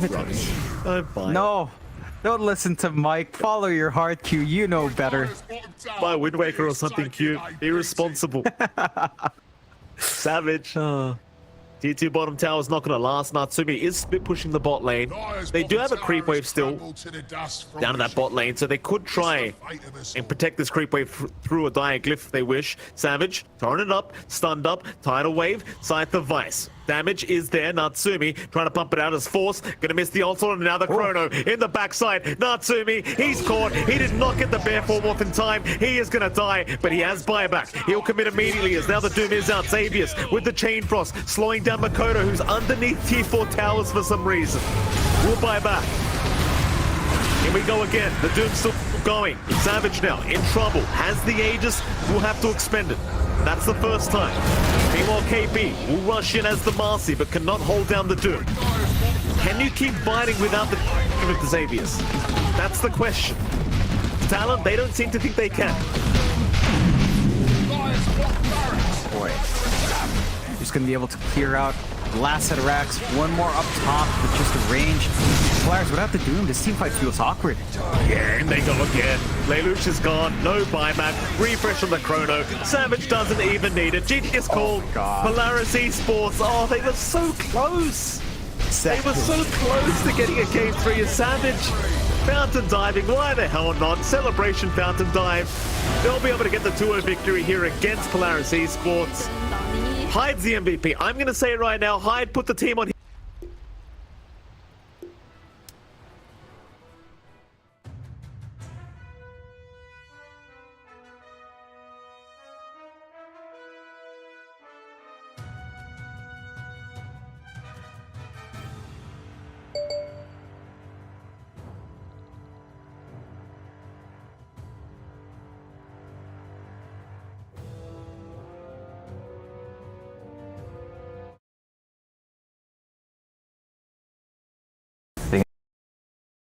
else in the whole game that can change anything. And Tong Fu is beginning to grind Na'Vi down. They got a 5-kill lead, right around 5,000 gold to their advantage. This is really troublesome for Na'Vi. The game was on the edge and we could lose it like any moment. I was sure about that. We knew we needed to do something, so we started to try something out. Tong Fu is going to continue to push. They're not done. Mech still hasn't even been used. There's a hook. How? Brado! all the way back to the base, cleaned up by the fountain. 但是突然被勾的时候，其实一开始，因为那局我们优势很大嘛，一开始会觉得也没什么，下次注意一点就行了。Dandy said, "This is the only way we can win the game." Us too, just doing that stupid stuff. I was like, "All right, let's go." Dandy's gonna try it again. Can he? Got him that time. See you in the base move.